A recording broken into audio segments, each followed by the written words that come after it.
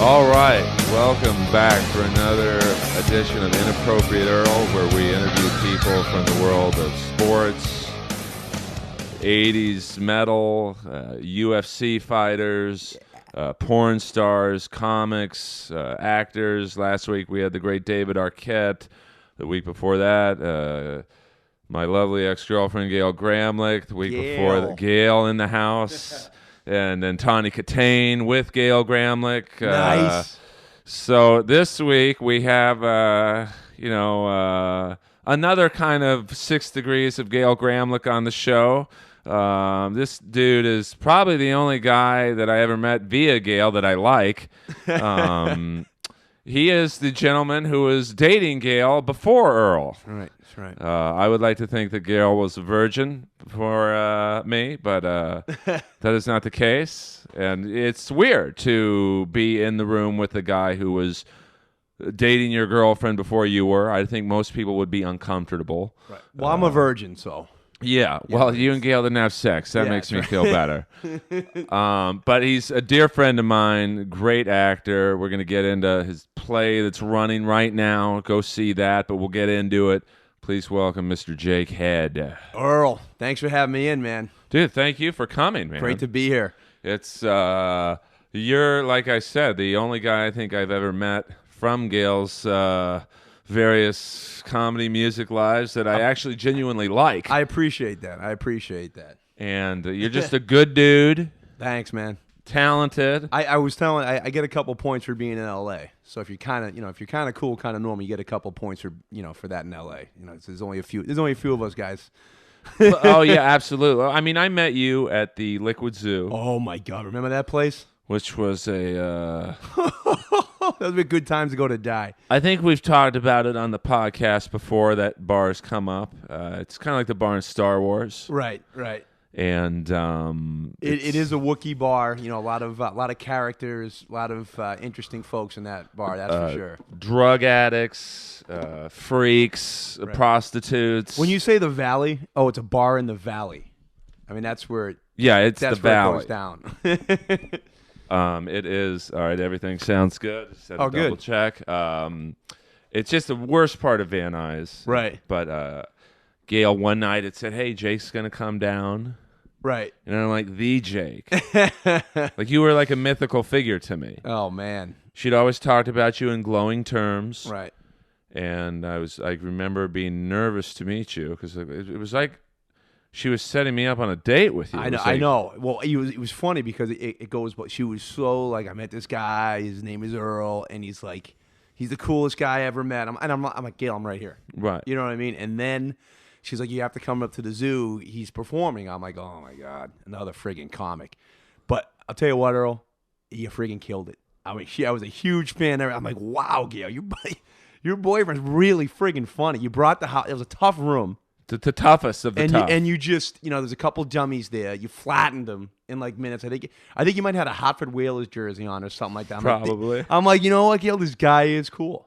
But you're a good dude, man. It was really funny. And she didn't always, it was a tough room probably to draw, but I mean, there wasn't always the funniest people up in that room. No. When you came in, I was like, wow, this is great. This guy's funny.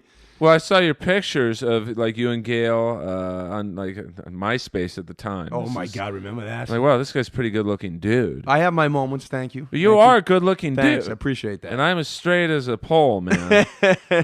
So I remember getting ready that night, right. like doing moisturizer and toner, which I never do. You remember you had the coiffed back then too? I did. I had a oh man, I was like that. kind of a Kenny G, Weird Al Yankovic, Ron Duguay for you hockey fans. Totally hockey, like you didn't really have it that mulleted, but the potential for the hockey mullet was there. And so now I'm sporting a more mainstream look. Right, it's a new NHL now. Yeah, well, it's like Kiss without the makeup. You had to like just shave the head, and it's a different look. It's a different look, man. It's working for you. But the zoo, man, what like? So we met that night. Yep. I was like, wow, this guy's actually. I wanted to not like you to be. Gail dates cool guys. Come on. For the most part. For the most part. At least you and I, anyway. How about that? You, me, and there was this other guy, Tommy, who was, I didn't know him well, but seemed like a decent dude. And Okay. But I'm sure if you broke down our girls before and after Gail, we probably have a few scary chicks in there as well. Yeah, I got a couple, but for the most, I've been really fortunate. When I get up to the pearly gates, God is he's gonna slap me. Right. Like, I gave you that one, and you didn't. I'm like, I was young, I was dumb. What are you gonna do? Yeah, I mean, I've been fortunate. Like, I know a lot of buddies, and I'm sure you have too. That have those like L.A. horror stories about who they dated and what happened, what they did. Like bank accounts cleared out. Restraining orders, all that stuff. It's like, wow. You know what I mean? I look back and I was like, I'm pretty friggin' lucky out here. Knock on wood. You got any wood? Wood floors. Way to go, Earl. I'm not messing around. I mean, it's hard dating. You're an actor. Me being a comic. Yep. We also have a Happy Madison connection. That's right. Yeah. You're more current with the crew. I am. Yep. Benchwarmers in 2006 was my only work with Happy Madison. Yeah. I went in for that. You got that. Well, they were looking for talent in that one, so you must have booked it. No, I think they were looking for someone who would work cheap and would grow up in a porta potty. Oh man, I remember that movie. Was it Dennis Dugan directed? Dennis Dugan. Yeah, I had to interview with him. Now, Dennis Dugan, for you guys who don't know out there who he is, he was the dad in Can't Buy Me Love. That's right. And among many other roles, but I think my dad actually went to college with Dennis Dugan. What college? Trinity University. Wow. Texas. Yeah. They had a mutual friend. His name was Frank Connor, and he was a professional golfer. And he was one of the only. I think he's to this day the only guy in the world. He was a professional golfer and a professional tennis player. And I believe he was ranked in the world at both at one time. And my father he doesn't play anymore, but he was a basketball player down there. He played in like the Final Four for like junior college. Oh, he was a good baller. Yeah. Big guy, and he got recruited to Trinity in Texas, and that was one of his buddies down there, and he knew Dennis and he knew Frank Connor. Frank Connor was the golfer, tennis player, and then Dennis Dugan I think worked in the tennis or something like that. Yeah, so it's all connected, dude. Dennis was great, and I ran into Dennis again. I didn't get in Benchwarmers, but I used to know him because my day job for a long time was at Sony Pictures. Right. Yeah. And I used to run into him all the time. He was always I did service like a production coordinator, post-production coordinator for the sound department. So I would work on all their movies when they go into mix. And what part did you go in for in Benchwarmers? It was like a one of the stud baseball players? No, it was weird. I went in for like a TV reporter, and I made this really stupid choice to play it like really flamboyant and stupid. Right. And I was like, I'm glad they didn't hire me. That was stupid. You know what I mean? You just get like I auditioned a lot, especially when you're young and you're green. I was younger when I went in. It's just, just do this. It's like, no, just do that. And I was like, you used to get in your head before you go in, and like maybe they want to see this, and he just did. I did something really stupid, so I was like, I'm glad they didn't hire me. It was awful. Well, I did something stupid recently auditioning for Sons of Anarchy. Oh yeah. It's like it was for the role of white supremacist number 5. Right. So, I get in there and they're like, would you shave your head? I'm like, yeah, no problem. Right. Would you get tattoos? I'm like, they're not permanent, are they? Henna tattoos, they last about a month. Right. 12 hours to put on. I'm like, yeah, that's fine, no problem. He's like, all right, well, this is where we lost a lot of the actors. Are you comfortable saying the N-word on camera? And I'm like, and get paid? That's terrible. And I thought, I'm a comic. They'll like the humor, and I didn't hear back from them. So, well, yeah, I just with that, it's like, well, that character's out there. But it's for the role. It's for the role. I mean, that's acting. You got to say things and do things you don't necessarily agree with or like. Well, and they kept having me say the line, which was, "I'm not going to sell guns to the Mayans," and the okay, yeah. So I kept fucking up the word Mayans just so I could say the back half of that sentence. You bigot. I'm not selling guns to the Mayakans. Right. No, man. Yeah. I just that's kind of weird to me because I've had to say some pretty inappropriate things. You know what I mean? And it's just like you always got to be like, well, if that character's out there, that's what it is. I mean, yeah. People use that word inappropriately all the time. Oh, I hear it every night in the world of comedy. Oh man, it's such an evil word. Yeah. But and in comedy, you must have it really hard in that because it's like you never know like what your crowd is, what's going to be inappropriate, what's you know what I mean. Comedy's like totally changed since I've been here because you guys are like subject to the YouTube and everything like that. Oh, Everybody's Monday morning quarterbacking. Everything's a snippet. You don't know. You know, it's wow. But see, I admire acting like what you do because I have trouble memorizing anything I didn't write for myself. So it's like I can't get behind someone else's words and ideas. I just have trouble. Well, you know, it is. You really gotta.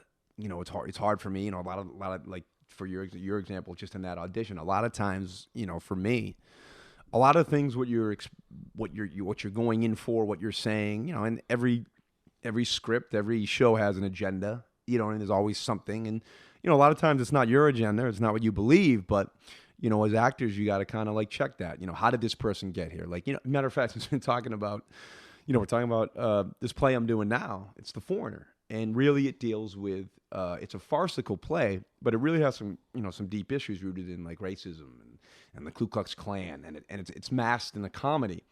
But it just really goes into people's fears and you know, when people don't know people, how they, you know, they don't act accordingly, and they have perceptions of people of who they are, but they don't really know who they are.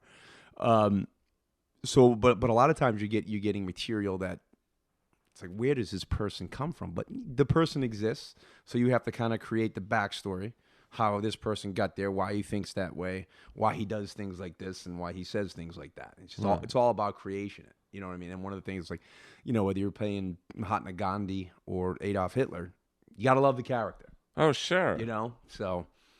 I mean, Hitler was a great public speaker. You know, it's a terrible thing. He's a terrible I'm Jewish. person. Yeah, I know. I didn't know that.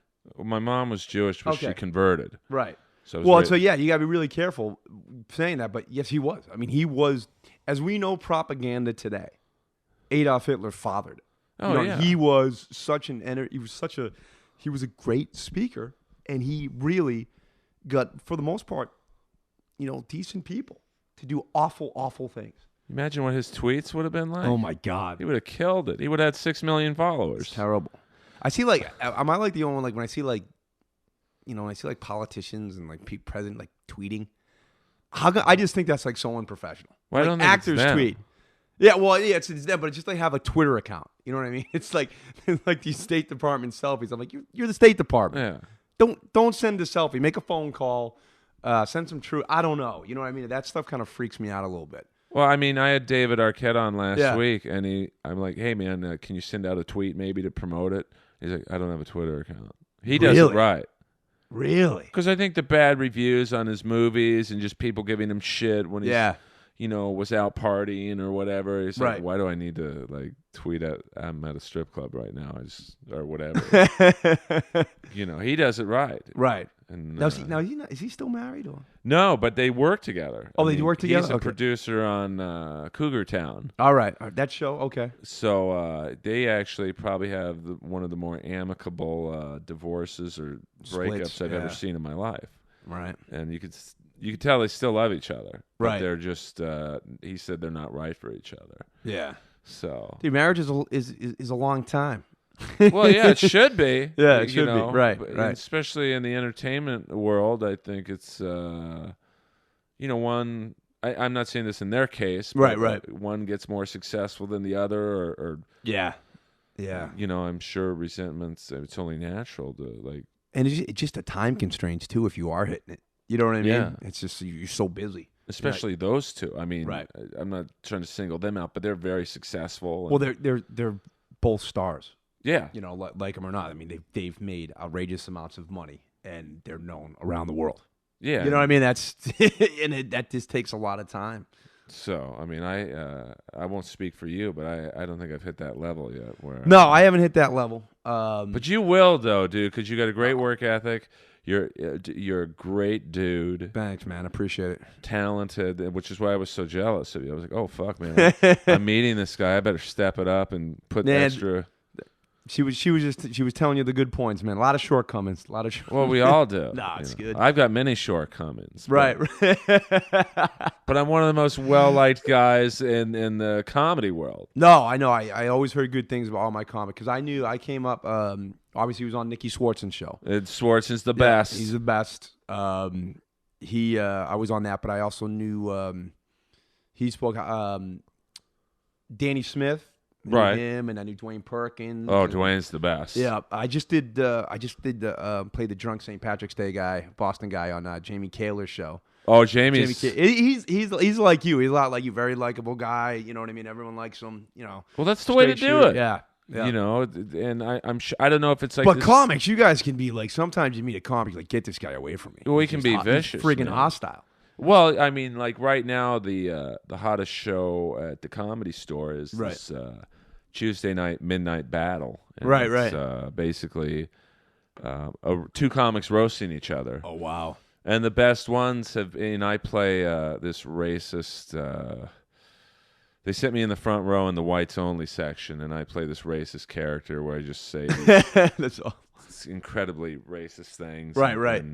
But the ones who laugh the most are the black comics. Yeah. Because I'm making fun of a couple different people up there. Right, And, right. But the best battles have been the ones where the comics don't like each other, like it's In real life. a genuine, Genuine it's dislike, real right, personal. Yeah.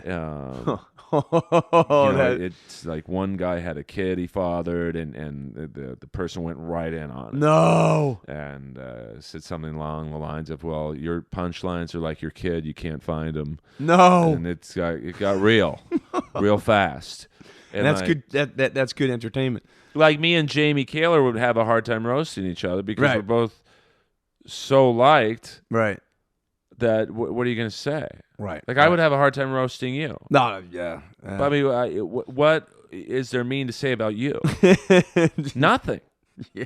There really isn't, though, dude. Oh man. So, I don't know if it's like that in the acting world, but I think it pays to be nice and Yeah. liked and- It's just it doesn't pay to not be nice because Yeah. the people you mean to on the way up, you'll see them on the way down if you ever. Oh, get there. absolutely. I remember I saw a guy one time and I was at the backstage. It was one of my favorite bars. Not the one in Beverly Hills. No. Backstage is a bar in Culver City. Okay. And big black guy, really handsome guy, and you used to get crowded in there. And I remember I was drinking my beer, and I saw the guy go in, and he really he was like jacked, you know what I mean? And he like pushed a couple people like out of the way to get to the bathroom. I was like, wow, what a jerk! And I was like, someone's got to talk to that guy, you know what I mean, or something like that. And I'm just like, I was like, no, don't bother him, don't worry, the guy's just taking him in. And I thought it was like really rude, you know what I mean? Because everyone's got to go to the bathroom in the bar. And I remember seeing him on the lot, and he was going in for something. He was an actor, Right. and I knew one of the girls in one of the offices, and I was like, "How'd that guy do?" "Oh, he's pretty good." I'm like, "Yeah, he said the story, so you never know. And he probably never knows. You never know why you get stuff. So it's like people see you do stuff, and it's just like you never know who's in the room. You know what I mean? I'm not a powerful movie mogul or executive, but I knew a girl I used to get coffee with over in a casting office. Yeah. Bam. I mean, And it's like, and it's not. I've been blessed because I genuinely like people for the most part. You know what I mean? I'm like anybody else. I don't like injustice when people act rude or I take hate advantage that. of people because of their size and it's one of those things where it's like, it's really a credit in our business if you genuinely like people. oh yeah. You know what I mean? Because you always got to go out. You got to schmooze. You got to do this. You got to do that. And it's like, if you like people, it's a lot easier. But some people have like anxiety or they just don't want to be around people if they're introverts. So that definitely helps, Oh, I mean, I know an A-level comic actor who I can't say his name. I'll tell you off the air. But All right. Inappropriate Earl is very appropriate at times. You don't call a lot of people out. I've been listening to the show. It's good though. Oh, there's a few people. One in particular, I would love to, but it's just It'd be inappropriate. No, in this person's case, it would be quite appropriate. Right, but, right.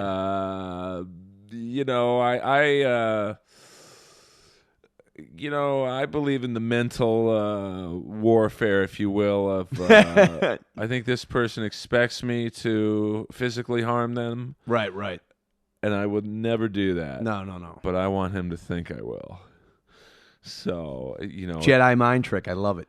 You know, it's probably a little immature at 45 to think like this, but you know, it's like my favorite MMA fighter of all time is this guy by the name of Fedor. Yeah. He was undefeated for 10 years. Russian. The Russian heavyweight. guy. Yeah, I remember. Rick. I saw him fight one time, long time ago. Very Like his last fight, I think it was. Yeah, he didn't do too well in his last couple Right. fights in America. Anyway, he just. Well, he was like Arvidas Sabonis. He didn't make it to America until he was like his career was over. Yeah, I mean they. You know, he was just. These guys now, or the heavyweights now, are just so big. Yeah. And he was just. But he was very stoic in the ring. Right, and right. You never knew what he was thinking. Yeah. Whether he knocked you out, or even in the fights he was getting killed, he had the same expression. Right, Just professional. blank. So that's how I try. When I have a problem with someone, the few times I do, Right. I like to engage in mental, Mental warfare. yeah, I think that's much more powerful. Yeah. On that, I just wanted my condolences. I'm sorry about the Ultimate Warrior. Well, I know he meant a lot to you, man. He was I cried. I'm not going to lie. what an entertainer. What an athlete. Now, as you can see, I know no one on the podcast can see this, but right to Jake's left is 5 framed autographed copies of the Ultimate Warrior, not cartoon. Yeah. What are those called? Warrior comics? Comics. Yeah. And when you leave, you will see a autographed poster of when I met the Warrior. No way. And he said, "To Earl, always believe." And I'm even welling up now just because my friend was his entertainment attorney. Okay. And he said, "Earl, you don't really want to meet him. He's kind of a dick. No. He's just he's a little out there." Yeah. And, but he was doing an autograph signing up the street from me on Sunset at this kind of bizarre record store. But I guess his manager owns the record store. Uh-huh. So I go up there, and I'm last in line of about 300 people. Just praying that no one sees me standing in this line. Wow, man, you did that. Of course, I see about 5, 6 people. Of They're course like, you "Earl, did. what are you doing here?" I'm like, "Oh, just getting a new Kiss record." Of course, they didn't have a fucking new record. Yeah, out. Kiss hadn't done a record in a long time. And so I'm last in line. I get up there. He's in full war paint. What? Got the tassels, the boots, the When Speedos. was this? How many This years? was probably maybe 3 years ago. Come on. And he couldn't have been any nicer. And I was so like starstruck. I don't get starstruck. We're in a business where you meet guys like Swartzen and Sandler and Rob Schneider. Oh, I met everybody. Yeah, Yeah, and working. I got them all. I got them all donuts. yeah, Got them all coffee. and I get him the napkins. And well, I was legitimately starstruck. Yeah. It was like meeting a superhero. Right. And he kept calling me Earl, and Earl, do you want this autographed? And Earl, I'm like, well, I didn't pay. I just paid for the poster to get autographed. He's like, oh, I'll sign this too. And I couldn't look at him. I was looking at his feet, and I just kept saying, thank you, Mr. Warrior. Wow. He's like, do you want a picture? I'm like, yes, Mr. Warrior. Jeez, that's creepy. It is, because that's his name, though. Yeah. He changed his name to Warrior. Wow. So it's very sad that he died, and I mean, remember, like he took down the Giant. yeah, I mean, he just did like him and Randy. I mean, look at we all. I don't think I'm crushing any illusions. I like you even more now Yeah, that you're a I'm not- wrestling guy. Oh, you know what I started watching was the Von Erichs. You Fritz, remember the Von Carey. World Class Champions? Dun, dun, dun, dun, dun. I mean, that was like down in the heart of Texas. I mean, that's where the Hart brothers, I think, got their start. I mean, World Class Championship Wrestling was unbelievable. That's where Warrior got to start as the Dingo Warrior. That's right. And was that WCW? No, that was the Von Erich Von Erich, promotion. yeah. He, along with Sting, Man. not the bass player from the Police, but Right. Steve Borden, Right. who actually owns the name Sting. You'd think the guy from the Police would have No, it would have incorporated that. So Sting and Warrior were a tag team. Come on. Called the Blade Runners. I got a question for you. Was it Mike Wyndham and Barry Rotundi? Hold on. Barry Windham. Windham and Mike Rotundo. The American Dream. Yeah. The American Dream. Those guys, they used to come out to Born in the USA. Yeah. They were the tag team. They beat Nikolai Volkov and the Iron Sheik in like the height of the Cold War. Yeah, that's when we thought Reagan's it was real. president. It was great. And I mean, then Mike Rotundo became Mr. Wall Street. Oh, I where didn't he know would that. come out in a suit and tie with a briefcase, and he would start his speech off by saying, "I want all you tax cheats to be quiet," and then, they'd boo him, and he was great. But all those, it's so sad to like. Someone posted on my Facebook wall today a little tribute to the Warrior. Yeah. And like 80% of the guys he was wrestling are dead. Oh, There was Rick Rude, who I'm obsessed with, Rick Rude, because he would... oh, yeah. Rick Rude. He had a mustache. Yep. Looked like Tom ripped. Selleck on steroids, basically. Yep. And he would... he got the best heat by just insulting the crowd. He would... It's like, I'd like to tell all you fat, lazy couch potatoes... Hold your women down while I show them what a real sexy body looks like. It's just the crowd went nuts. Do you remember? I don't know if it was the same guy, but they were both pretty. He wasn't as ripped, but he was a big guy. It was Jake the Snake Roberts. Oh yeah. Okay. Do you remember what was his favorite? What was his famous move? You remember his favorite move? Well, the DDT. The DDT. So we're sitting there, and we all the maybe you could get the wrestling matches, on the way home from school. You know what I mean? So it's like this is I grew up in Worcester, and it's like springtime right now, so the roads are they're in disarray. So there's because the snow plows, they take a curb out and the pavement's all over, and they're practicing some moves. And my brother Ben, he was a big wrestling fan. He grabs a kid down the street, right? And he's like, I'm gonna show you the DDT, right? He's just perfectly executed. He got his head, got his legs up in the air, and he DDTs him. DDTs him right on a piece of cement, right? So you got to make probably 10 kids, watching the wrestling matches, right?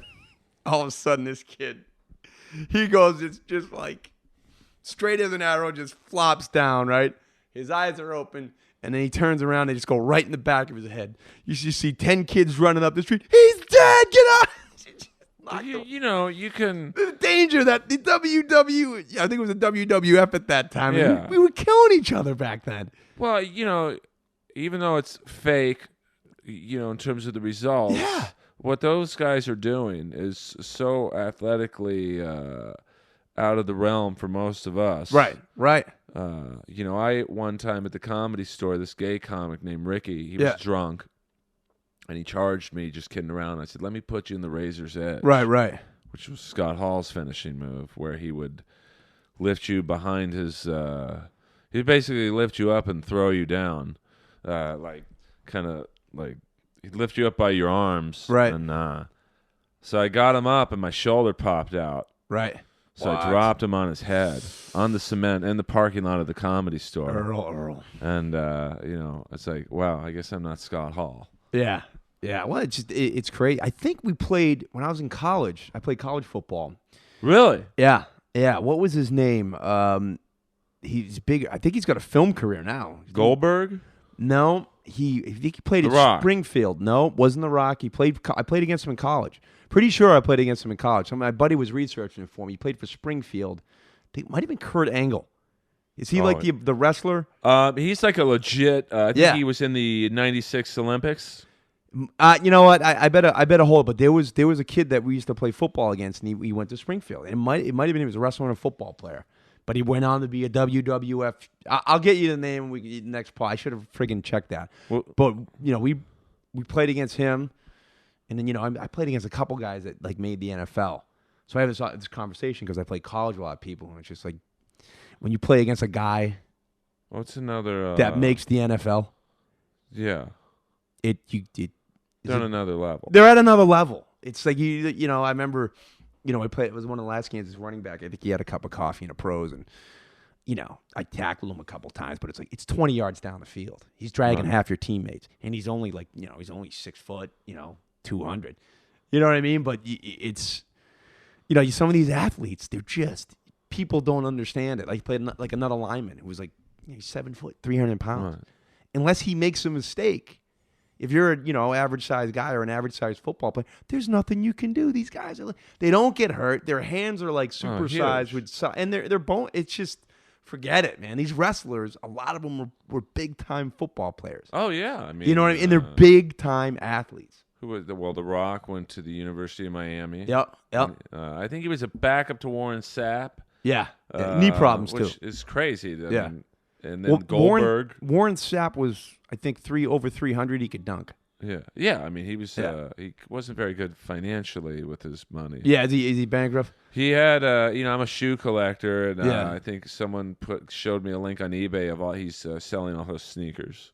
That's got to be a 300. They say that's a pair. good investment. I can't imagine sneakers when the shit I hits the mean, fan. You got no money. I mean, if you sneaker. I got a sneaker collection, but probably. What do I know? Well, no, I mean these guys. I don't think ever see the light at the end of the tunnel. I think they think they'll always be in the NFL or they'll always be pro wrestlers. And right, I don't know what it's like in the NFL, but in pro wrestling, the minute you lose your mass. Yeah. The minute you look a little older, you're pushed to the back. Jeez. It's like the Warrior. You look at the Warrior, like the minute he made his living on his look. Right. And the minute he got maybe a teeny bit smaller, it was like, well, let's get the next muscle-bound guy and get him in there. Yeah. But I used to see The Rock a lot at Sony. Oh He was yeah, doing a lot of Sony movies. But we have the same acting coach. I don't think I think he does occasionally. But Aaron Spicer. Okay. Was my acting coach, and I used, I'd see The Rock. Hey, Rock. You know what I mean? Big guy. He's a bit. Well, it was funny when I was a little bit bigger. I went in for. You're a comic book guy, right? You know comic books. So you remember the X-Men. Well, yeah. So I went in for Colossus. I can see that. Yeah, it was a long time ago. But they didn't really know what they wanted yet, so they had and I think he was going in for. It was The Rock's stunt double. Oh, okay. Yeah, guy was. Oh yeah. I mean, he looked like The Rock. He was just huge. And I'm just like, what am I doing here? This guy's huge. Right. But it was like, oh man, some of those guys, man, they're just huge. Oh, I mean, even like Rowdy Piper, he comes to the Comedy Store. Oh, is that right? And he's great. He loves comedy. Nice guy? Super nice. Oh, that's good. It's kind of sad, though, because it's like he's one of the few that's still alive in his era. Yeah. Well, he wasn't as big as the other guys, and I think he might have missed the steroids. Yeah, I mean, he was, he never was, super huge, but it's just kind of like he loves just a holding good bad court. guy. Yeah, he was the best bad guy ever. Yeah, he was really good at that. Rowdy Piper. Yeah, he hit Snuka in the head with the coconut. Remember Snuka? God, that guy. I think he's gone. Ricky Steamboat. Steamboat's alive still. He was at the Hall of Fame. They had the WrestleMania was this weekend, but the Saturday they had I think 7 guys and 1 girl get inducted. Right. And the Warrior was the headlining inductee. Wow. With Jake Roberts. Yeah. Yeah. And Jake Roberts gave one of the best speeches. He could be a preacher. He's talked about his dad not being there, and then he turned it around to like this great story. And then toughest thing in the world, man. I used to see that kids didn't have dads in like high school and stuff. It was just so much harder for them. Oh, I don't know how I would have. Yeah, I mean, the fear of God in my father was probably the best thing that ever happened to me. Yeah, in my life. no, I mean, you know what I mean.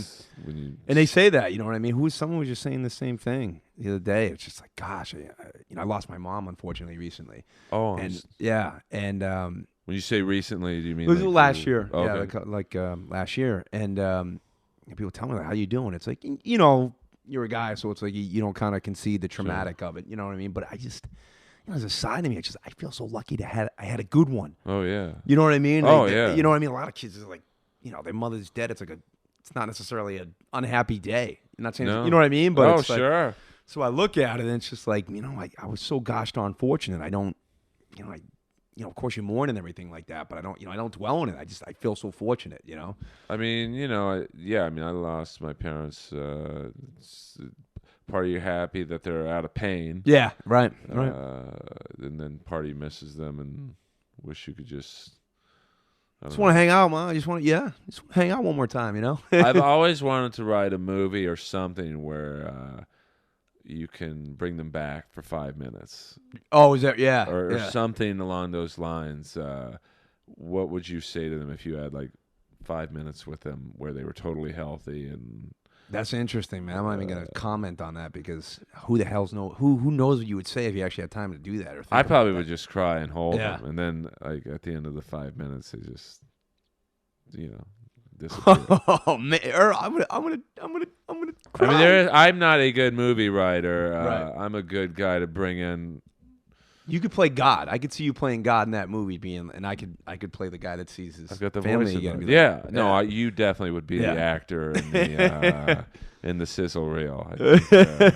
I think, my acting chops are somewhere in between Lorenzo Lamas and Lorenzo Lamas. the guy who played Meat in Porky's. So. Hey, that was a good movie. Underrated.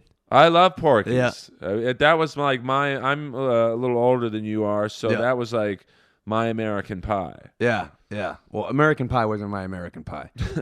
I respect all those guys for making money, but for sure. Probably not my favorite movie. But I mean, like, do you have like one teen film where like Porky's? I totally identify with. Fast Times at Ridgemont High. Oh, that was Hoosiers. Oh, who? Like I Gene grew up, like I Hackman's. played a lot of hoops too, and I was like, wow, man, you good at basketball. Some of my friends would be like, wow, man, you got game for a white boy and stuff like that. It's like, no. I have game for a human being. Right. I watched Larry Bird.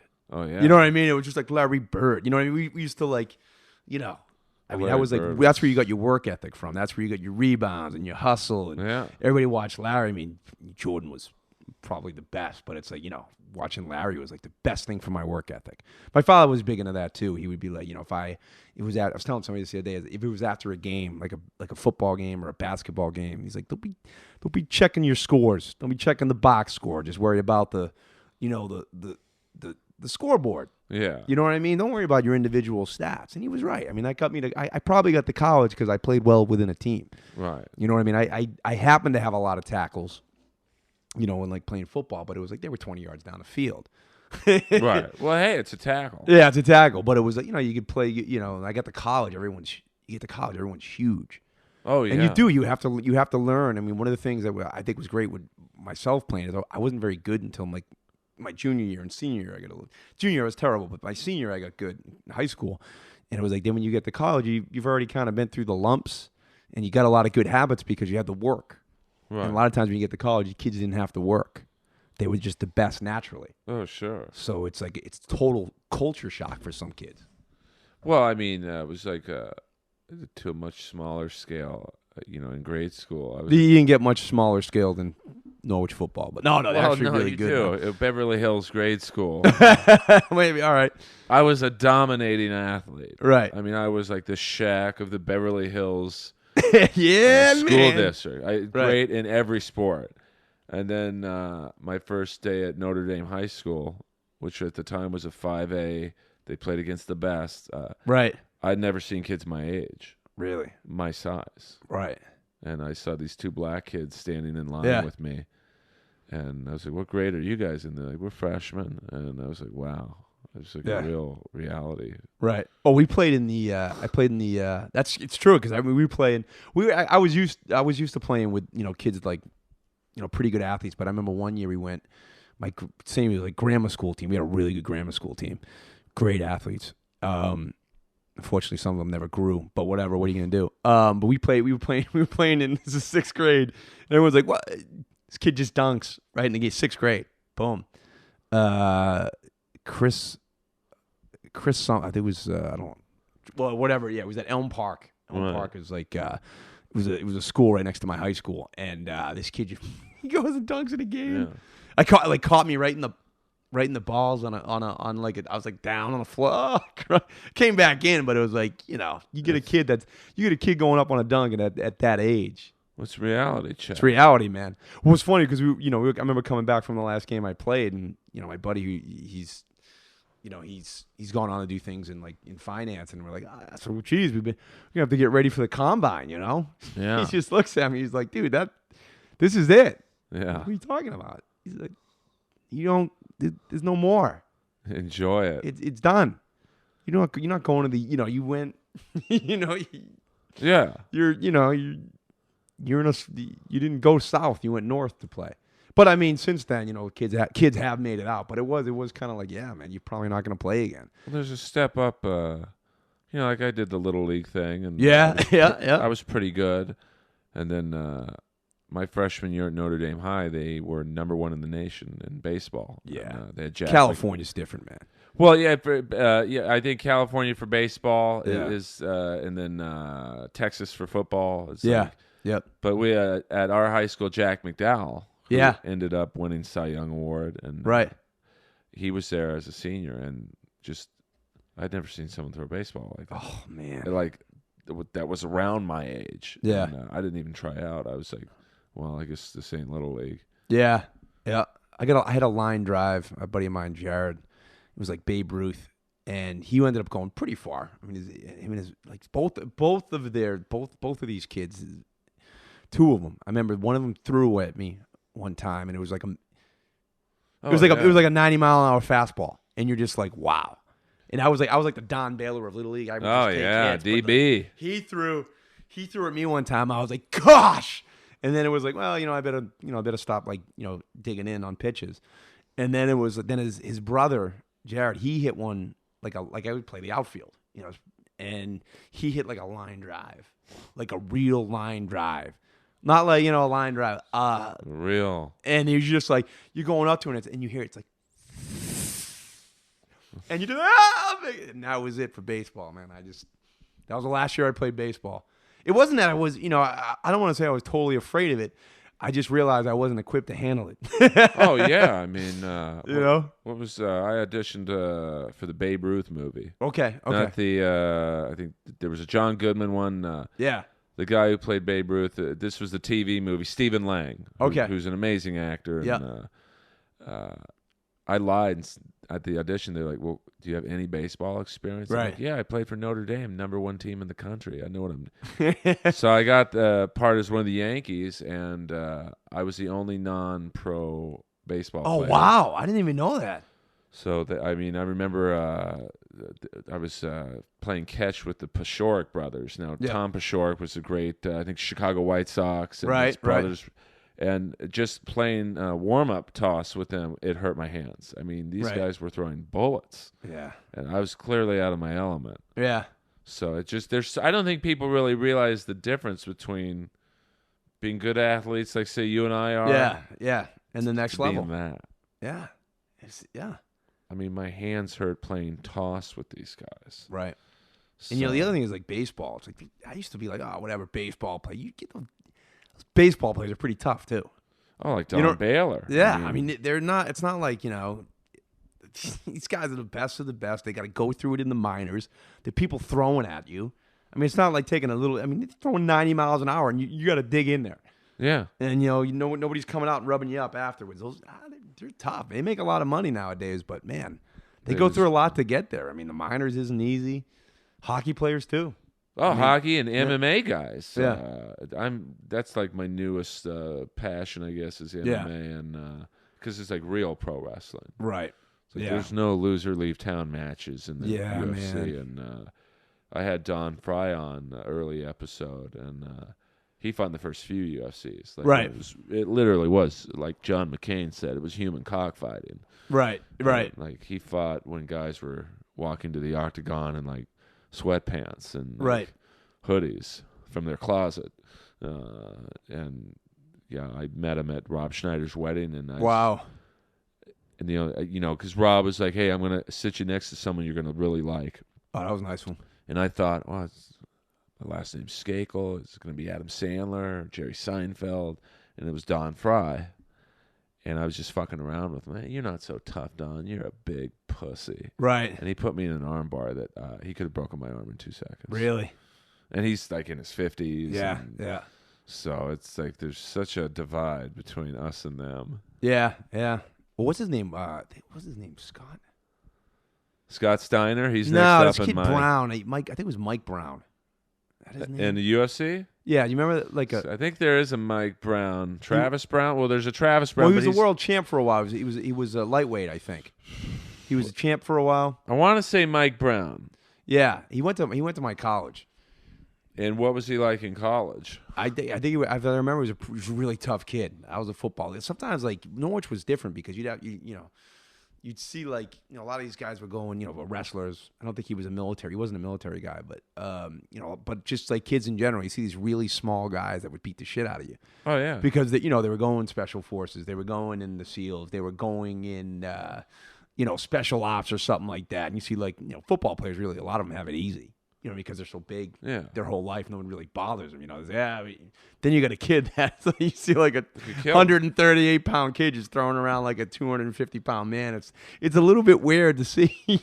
Well, I got choked out by a cop once playing hockey, and this kid was maybe 5'7", 150 pounds, and he had me at his mercy. Just angry at you. I was a little cocky. I was running around that particular game, and you know, he's I don't know, it's a little skirmish in the corner. You had a little bit of humble pie, didn't you? Oh, I haven't been in a fight since. A little bit of humble pie. And he had my glasses in his hand. I'm like, oh, man, please, those are really expensive. And he gave them to me. He could have been a real dick. And oh, God. Hockey players are classy. They know when they got you beat. I definitely, I was like, please don't break those. Please don't break those. Because my prescription, as you know, is like super strength. Right, it's over. It's over. Like, it's over, Johnny. I can melt eggs with my glasses. And, right. I like the Rambo reference. It's over, Johnny. It's over, Johnny. Baker that was a good team. movie.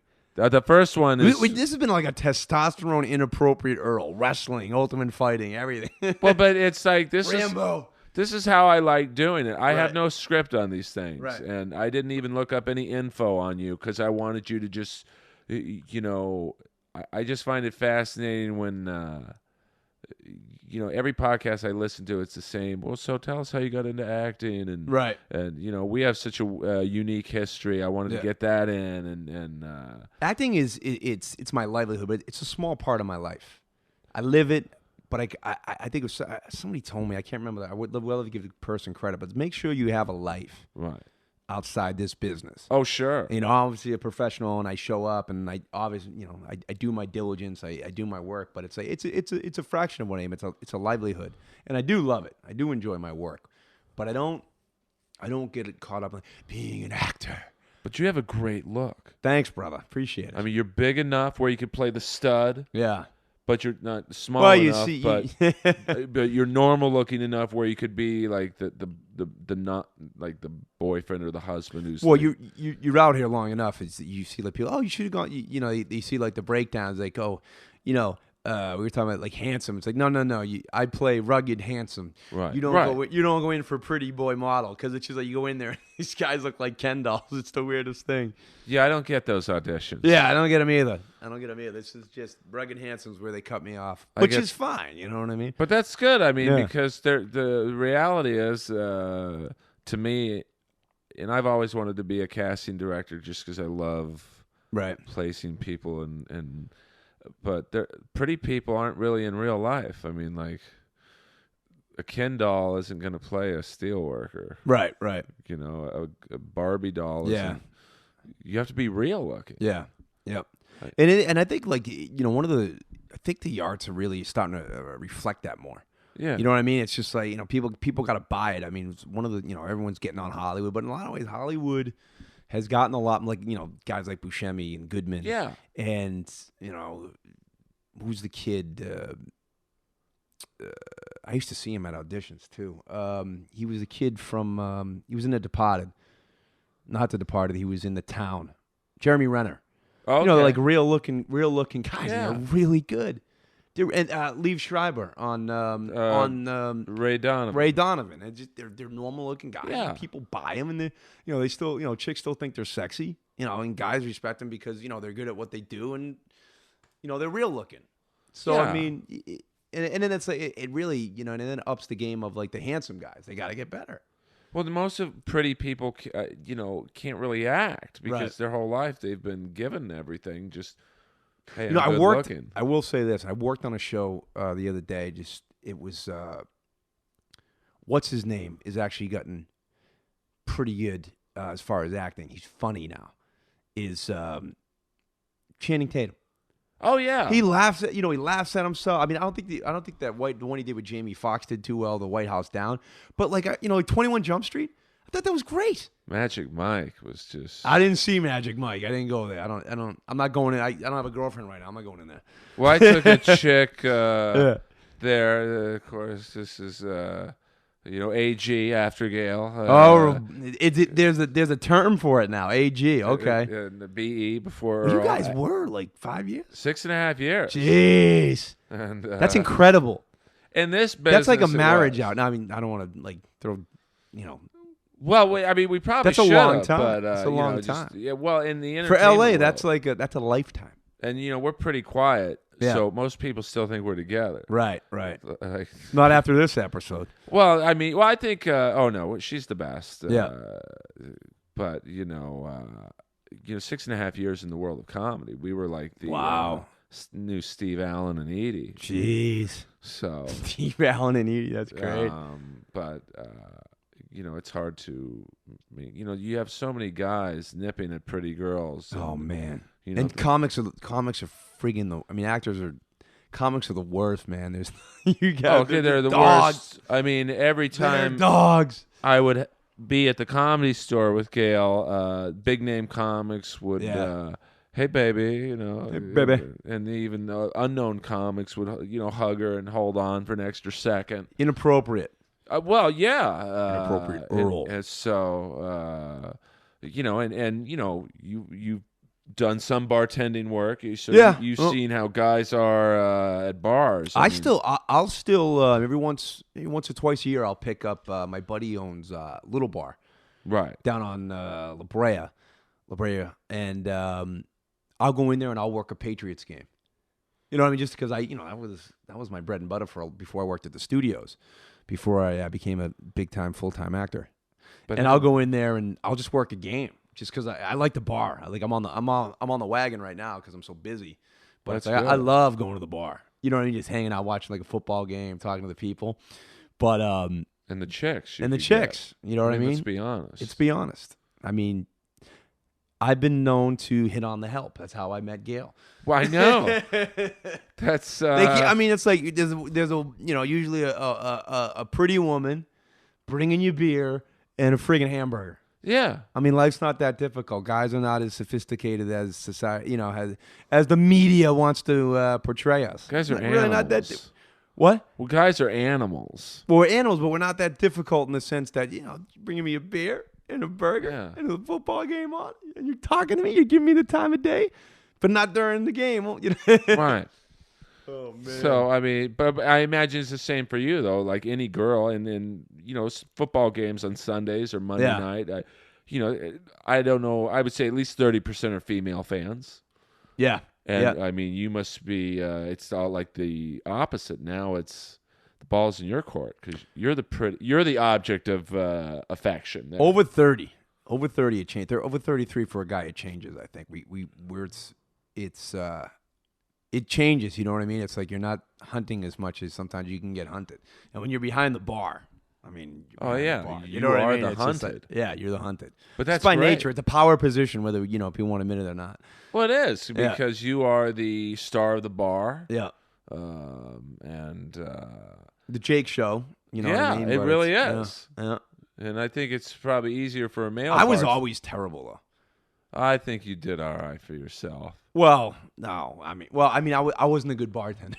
Oh, okay. Well, I mean, I was big. I mean, I got better when I got older, but I was big, I was bulky. They used to call me the Hurricane because I worked down at Hennessy's in Hermosa.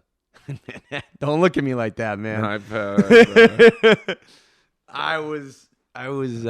had a good time. Oh, I know. No, I have. See, I never, like I was telling you earlier, I'd be off the air. I was like, I never really had like much of a college. My college experience was a little bit different. Right. I went to military school, so I never really got that, partying. You know what I mean? And like dating. I never, it was hard. We were, I was playing football and we had a military regiment, and it was strict in a lot of ways.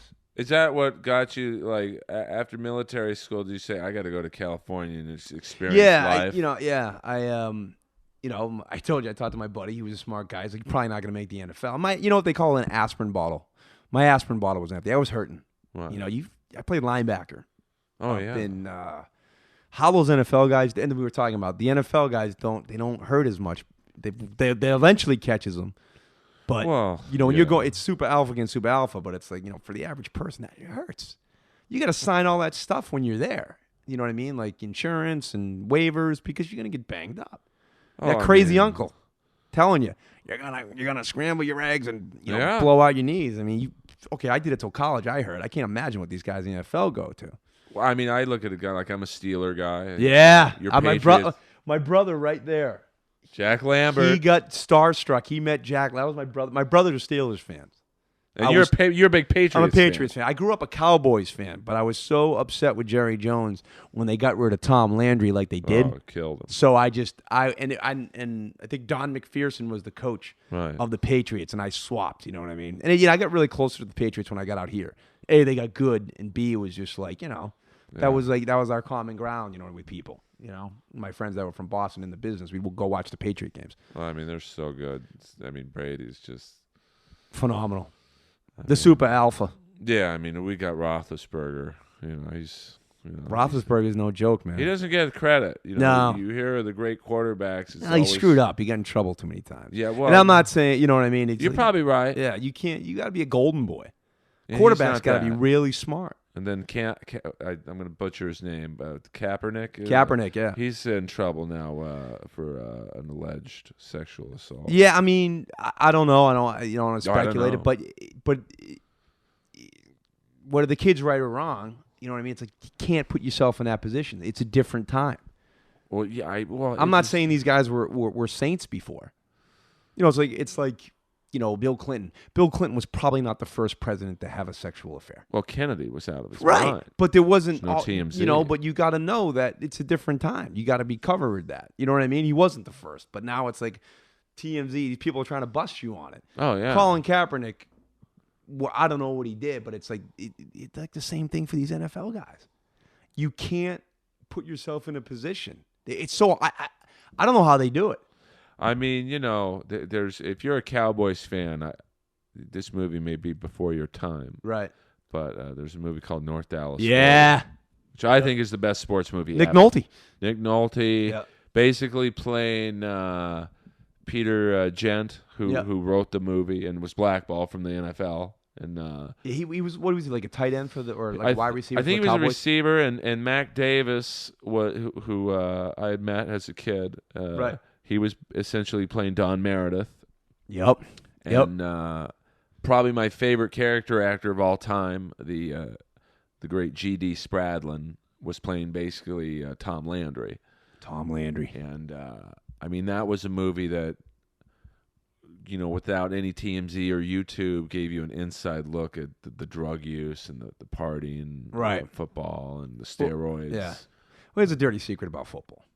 I think most sports now. Yeah, I mean, I was kind of oblivious, but a lot of pro wrestling. It's like a lot of guys were doing steroids. I was playing in the late '90s, and it was around. You know what I mean? Right. Our team, I think there was more than a few guys. All good guys, but for the most part. But one of the things I was gonna say is as you do move on in football, a lot of your teammates are fucking nuts. Well, they're crazy. You know what I mean? It's like so there is that element. It's like you're asking these guys that are friggin' crazy, and then they got to have this warrior mentality on the field, and then you got to come off, and a lot of these guys aren't saints, man. Oh yeah, well, it's such an alpha male world of trying to outdo, your teammates and your opponents, right? I imagine someone would see you have a big hit. Well, I got to get a big hit now, or else Jake's going to be the big dog. Everybody feeds off each other. You'd have a board. We'd have a board like the Lit Up Club. Yeah. You know what I mean? Who lit you up? Who, you know what I mean? And just who had the biggest hit that? I mean, it was crazy. I mean, the way I used to tackle, you can't even do it anymore. Head first. I mean, that was the way you were taught. Keep your chin up a little bit, but don't break your neck. Well, it's like the Steelers have a guy, Ryan Clark, who's just a fucking animal. And right. You could tell he's trying to outdo Polamalu. Yeah. Which is crazy. Polamalu is unreal. What he's going to be like in 10 years, he's going to be a cripple. Oh, man. And Roethlisberger with the beatings he takes. Yeah. And, he's only 30, but like I saw Ric Flair once at a Motorhead concert. And, oh, man. This was probably 15 years ago, so he was probably 55 at the time, and it was sad. It was like he could barely walk, and he was limping, and even when Don Fry was here, and I walked him down to his car, it's like, he's not that old, and it's like it was kind of sad, but he's an amazing guy. Yeah. So it just kind of sucks to see the after effects of It's a brutal game, man. Oh my God, football, UFC. I mean, hockey. Yeah.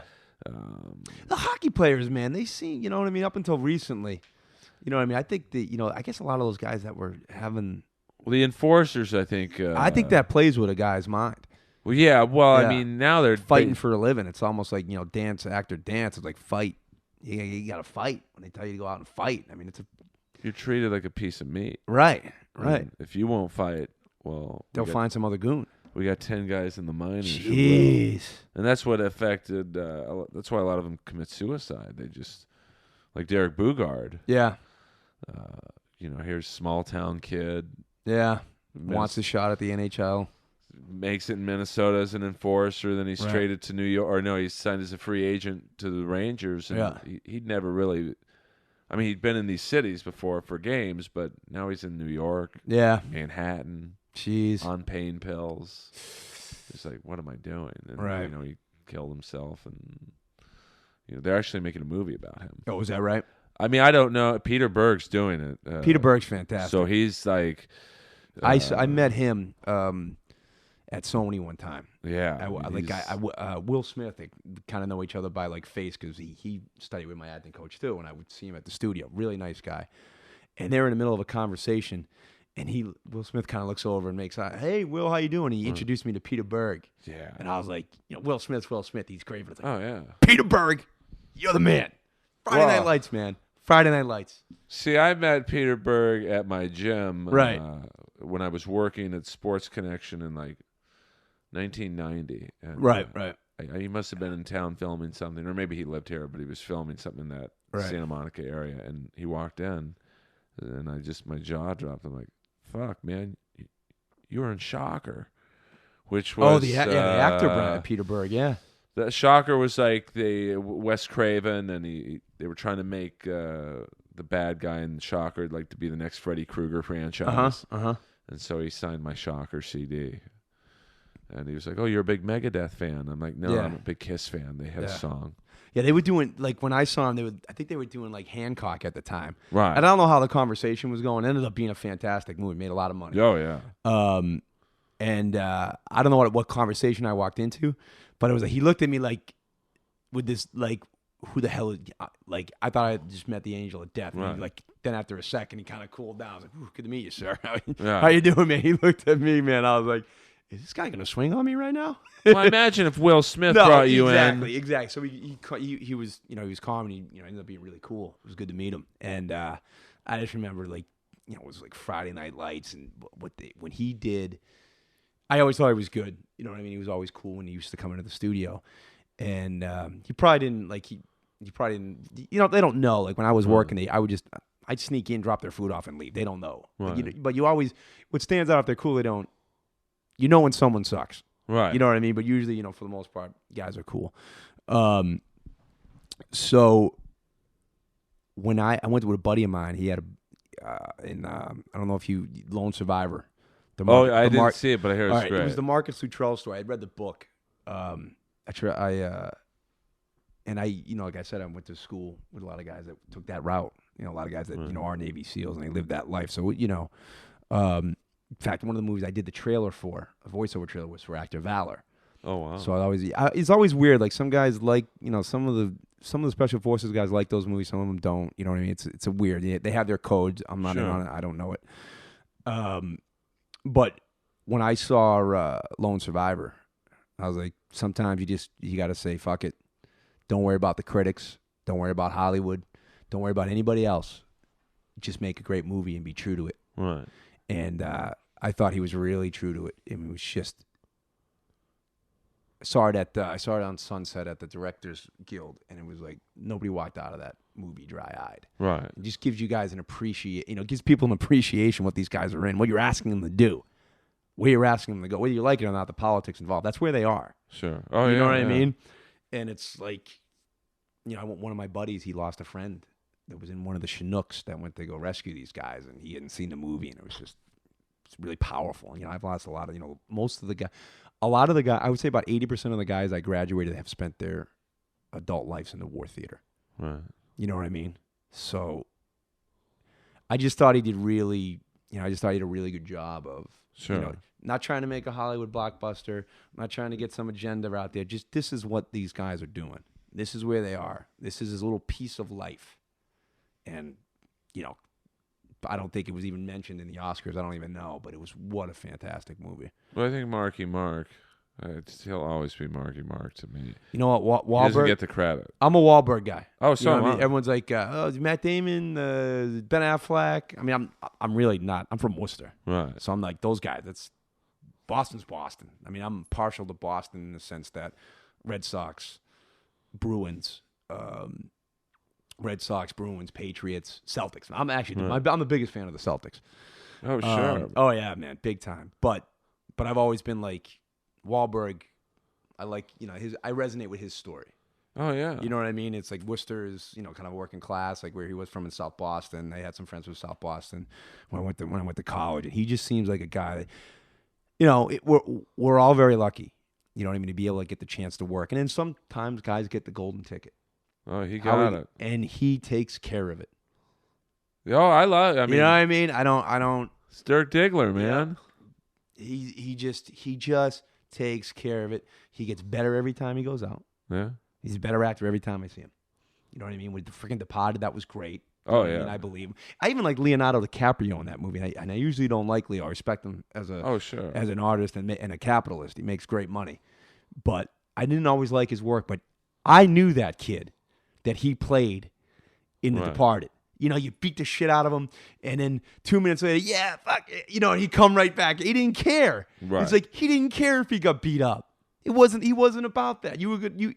He was just going to be a thorn in your side until you left him alone. He was just a tough kid. Those kids were so. I mean, I wasn't a bully or a punker. That really, I wouldn't. But they just knew kids that were just that. They didn't care if they got beat up. You strike me as the type that everyone liked you. The nerds, the jocks, the... Yeah, I mean, most of the time, if I ever got in a fight, somebody really had to be an asshole. That's worst case scenario. Usually, I was probably, I wasn't the type of kid to go around and try to beat somebody up just because I could. I mean, most of the people I fought were, there's a very good chance I'd lose. You know what I mean? Why would I beat up someone I could beat up, unless there was a problem? But yeah, man, I detest violence. You know what I mean? I kind of warmed up a little bit to MMA, just because I see the skill in it and the art. But my buddies like, you got to watch it. But, I saw a lot of violence in high school and stuff like that. And I just detest it. Worcester was great. But sometimes the bars we get a little funny with fights and stuff. I guess it's a bar. So it happens. But yeah, I would always try to be very sparingly if I had to use it, because, sometimes like I was down at Gailey's bar and I walked in there and I call it, what do I call it? The crazy and insane or something. I make up these different names for it because you have that vibe. When there's trouble. If you grew up around the bar, grew up around punks, you grew up around like trouble. And I'd be in there and I'm like, and I remember we went in there. We went to see Gail one time back when I was still working at the studio. And I was with 3 of my buddies from the studio. I'm like, I was in there 5 minutes. I'm like, that guy's going to start a fight, probably with him, but he'll pretty much take anybody. Right. He's going to start with anybody. I remember it's like, what? So sure enough, the guy sees me, big guy in the bar, and he's like, yeah, you look like my friend so-and-so. I'm like, yeah, nice guy. Yeah. And I just, I knew exactly what he wanted. You know what I mean? I knew exactly how to quote, you know what I mean? Just sure. Yeah. And I'm not the one, buddy. Take it somewhere else. And sure enough, 2 minutes later, the guy was in a fight. But anyway, yeah, like if I were to tangle, usually very rare would I be the one that ever start a fight. Because it's not right, man. You got to be good to people as best you can. But then sometimes, like, people just, you got to step up. Yeah, I shouldn't say step up, but you got to try to quell situations. Well, you have to, or else you get walked on. You get walked on another, yeah. I mean, it's a fine line of, like, I love my standing in the comedy world that everyone likes me. Like, that I can walk into any room, even rooms where, like, maybe my sense of humor isn't accepted. Right. They're still happy to see me. Right. But I've probably been pushed around. Like, there was probably a few things I saw at Gailey's bar where... Right. Well, it's like you got to remember, anytime you do something, there's always the chance things can go south. Oh, well, you know what I mean? especially You push the wrong guy. You just gotta be careful. you don't know who's a gang member Yeah, or that's the thing about LA, man. It's like, you go fisticuffs back home. Sometimes, they would someone would give you a warning. Hey, I got a gun. You'd be like, okay, I want no problems. Right. Out here, it's like a different ballgame. well, out here it's just you don't know what narcotics they're on. Yeah, that too. So it's just You got to be smart. You should, it's good to stay out of trouble. It really is. If you can, get people out of a situation without getting to fisticuffs, it's a good night. It's a good day. Yeah, I mean, I tried to model my social world after my dad, and my dad went to 3 places: the bar, the country club, and church, because he knew he wouldn't get fucked with at any of those places. So I try and go to only places I'm loved and accepted. Right. That's smart. That's smart, man. Yeah. Or deal with people like you. Yeah. Just nice, just good people. Well, you get over a certain age, man. It's like, I had to go. I went to a friend of mine. He was like in a bar, and like I said, I'm off the sauce right now just because I'm working so much. And because I like a couple beers, but I'll go. Like I said, I'll go to the haunts I like. But it's like I was in like a random bar like up in Hollywood on like a Friday, and it's like people just like plowing into you, and it's just like total disregard. And if you don't have a buzz on, it's like the worst place to be. Until you get to like if you got a booth or something, but it's like, oh man, this is crazy. That's why it's hard for me. I've never had a drink in my life. Right. So to be in that kind of scene, it's mind blowing to me. Even like when I used to hit the road with Schneider, and every club wants him there. Right. And we'd go in and be given full service. It was just to get to the table I would be on edge. Well, yeah. I mean, what's full service to you if you're not drinking in the bar? Yeah, nothing. It's not really a perk. Yeah, and then so I had a girlfriend at the time, so it was like I couldn't even delve off into that world. There's nothing. No chicks, no booze, no drugs. So it was just like. But I had people offering me drugs to meet Rob. I mean, which is incredibly bizarre to me. Rob. Yeah. Hey, here's Rob or the guys offering you drugs? The guys offer me cocaine to meet Rob. like Rob. It's like, just go up to him. You don't have to give me anything. Yeah. I'm actually met. He was cool to us. I was doing like a loop job or something. Right. And Rob came in and was like, Deuce Bigelow. Yeah. American Gigolo. He came in. He was really cool. Yeah. It's like, yeah. It's like it's Deuce Bigelow. Yeah. It's like, and he's a super cool guy, but I'm not much of a bar guy. I don't like the element. The element, just like the element is. You get to a certain point. It's like, well, that's the element. Yeah, you're in a bar. It's shit. Sometimes you're like in a bar. It's like, well, that's what happens in a bar. Yeah, I mean, it's not. I always tell people, it's not about. People, I don't think people go to a bar to drink. If it was about drinking, no, you would just go. You would go to the liquor store and go home. Oh, right. It's about picking up chicks. Yep. The bartender or getting into a fight. Right. There's some. Like I'm a social guy. Right. You know what I mean. So I'll go there and I'll watch the game. But you're there. You want to meet. That's true. I mean, maybe not every. Yeah. Maybe I'm over. You stating it. You might be oversimplifying it, but at the end of the day, it's like when you get to like the root. You're right. I just don't think anything good happens at a bar after midnight. No. You might get laid. I mean, I guess if you're a single guy and you're on the mark, that I guess is more often than not. But usually, I don't know. I just I was home. I was golfing with my father when I was home last time. We were talking. He's like, nothing good nothing good happens after midnight. Yeah.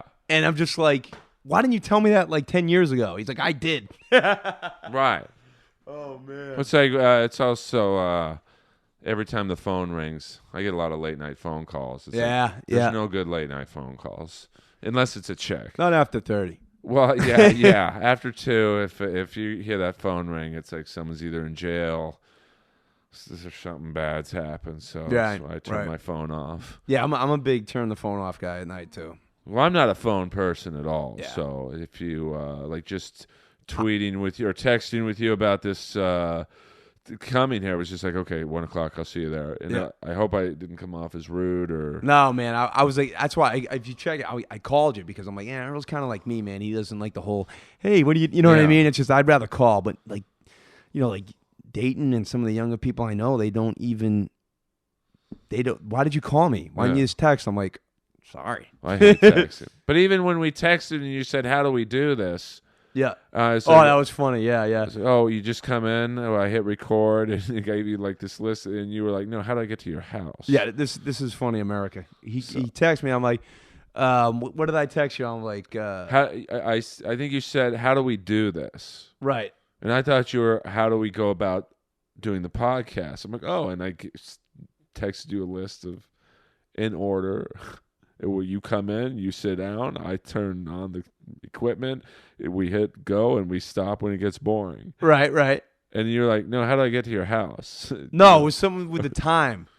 Oh, okay. I think it was like, when are we gonna do this? I should pull it up. I don't have my phone right. It was the miscommunication was friggin' hilarious. And I do that a lot with girls, Right?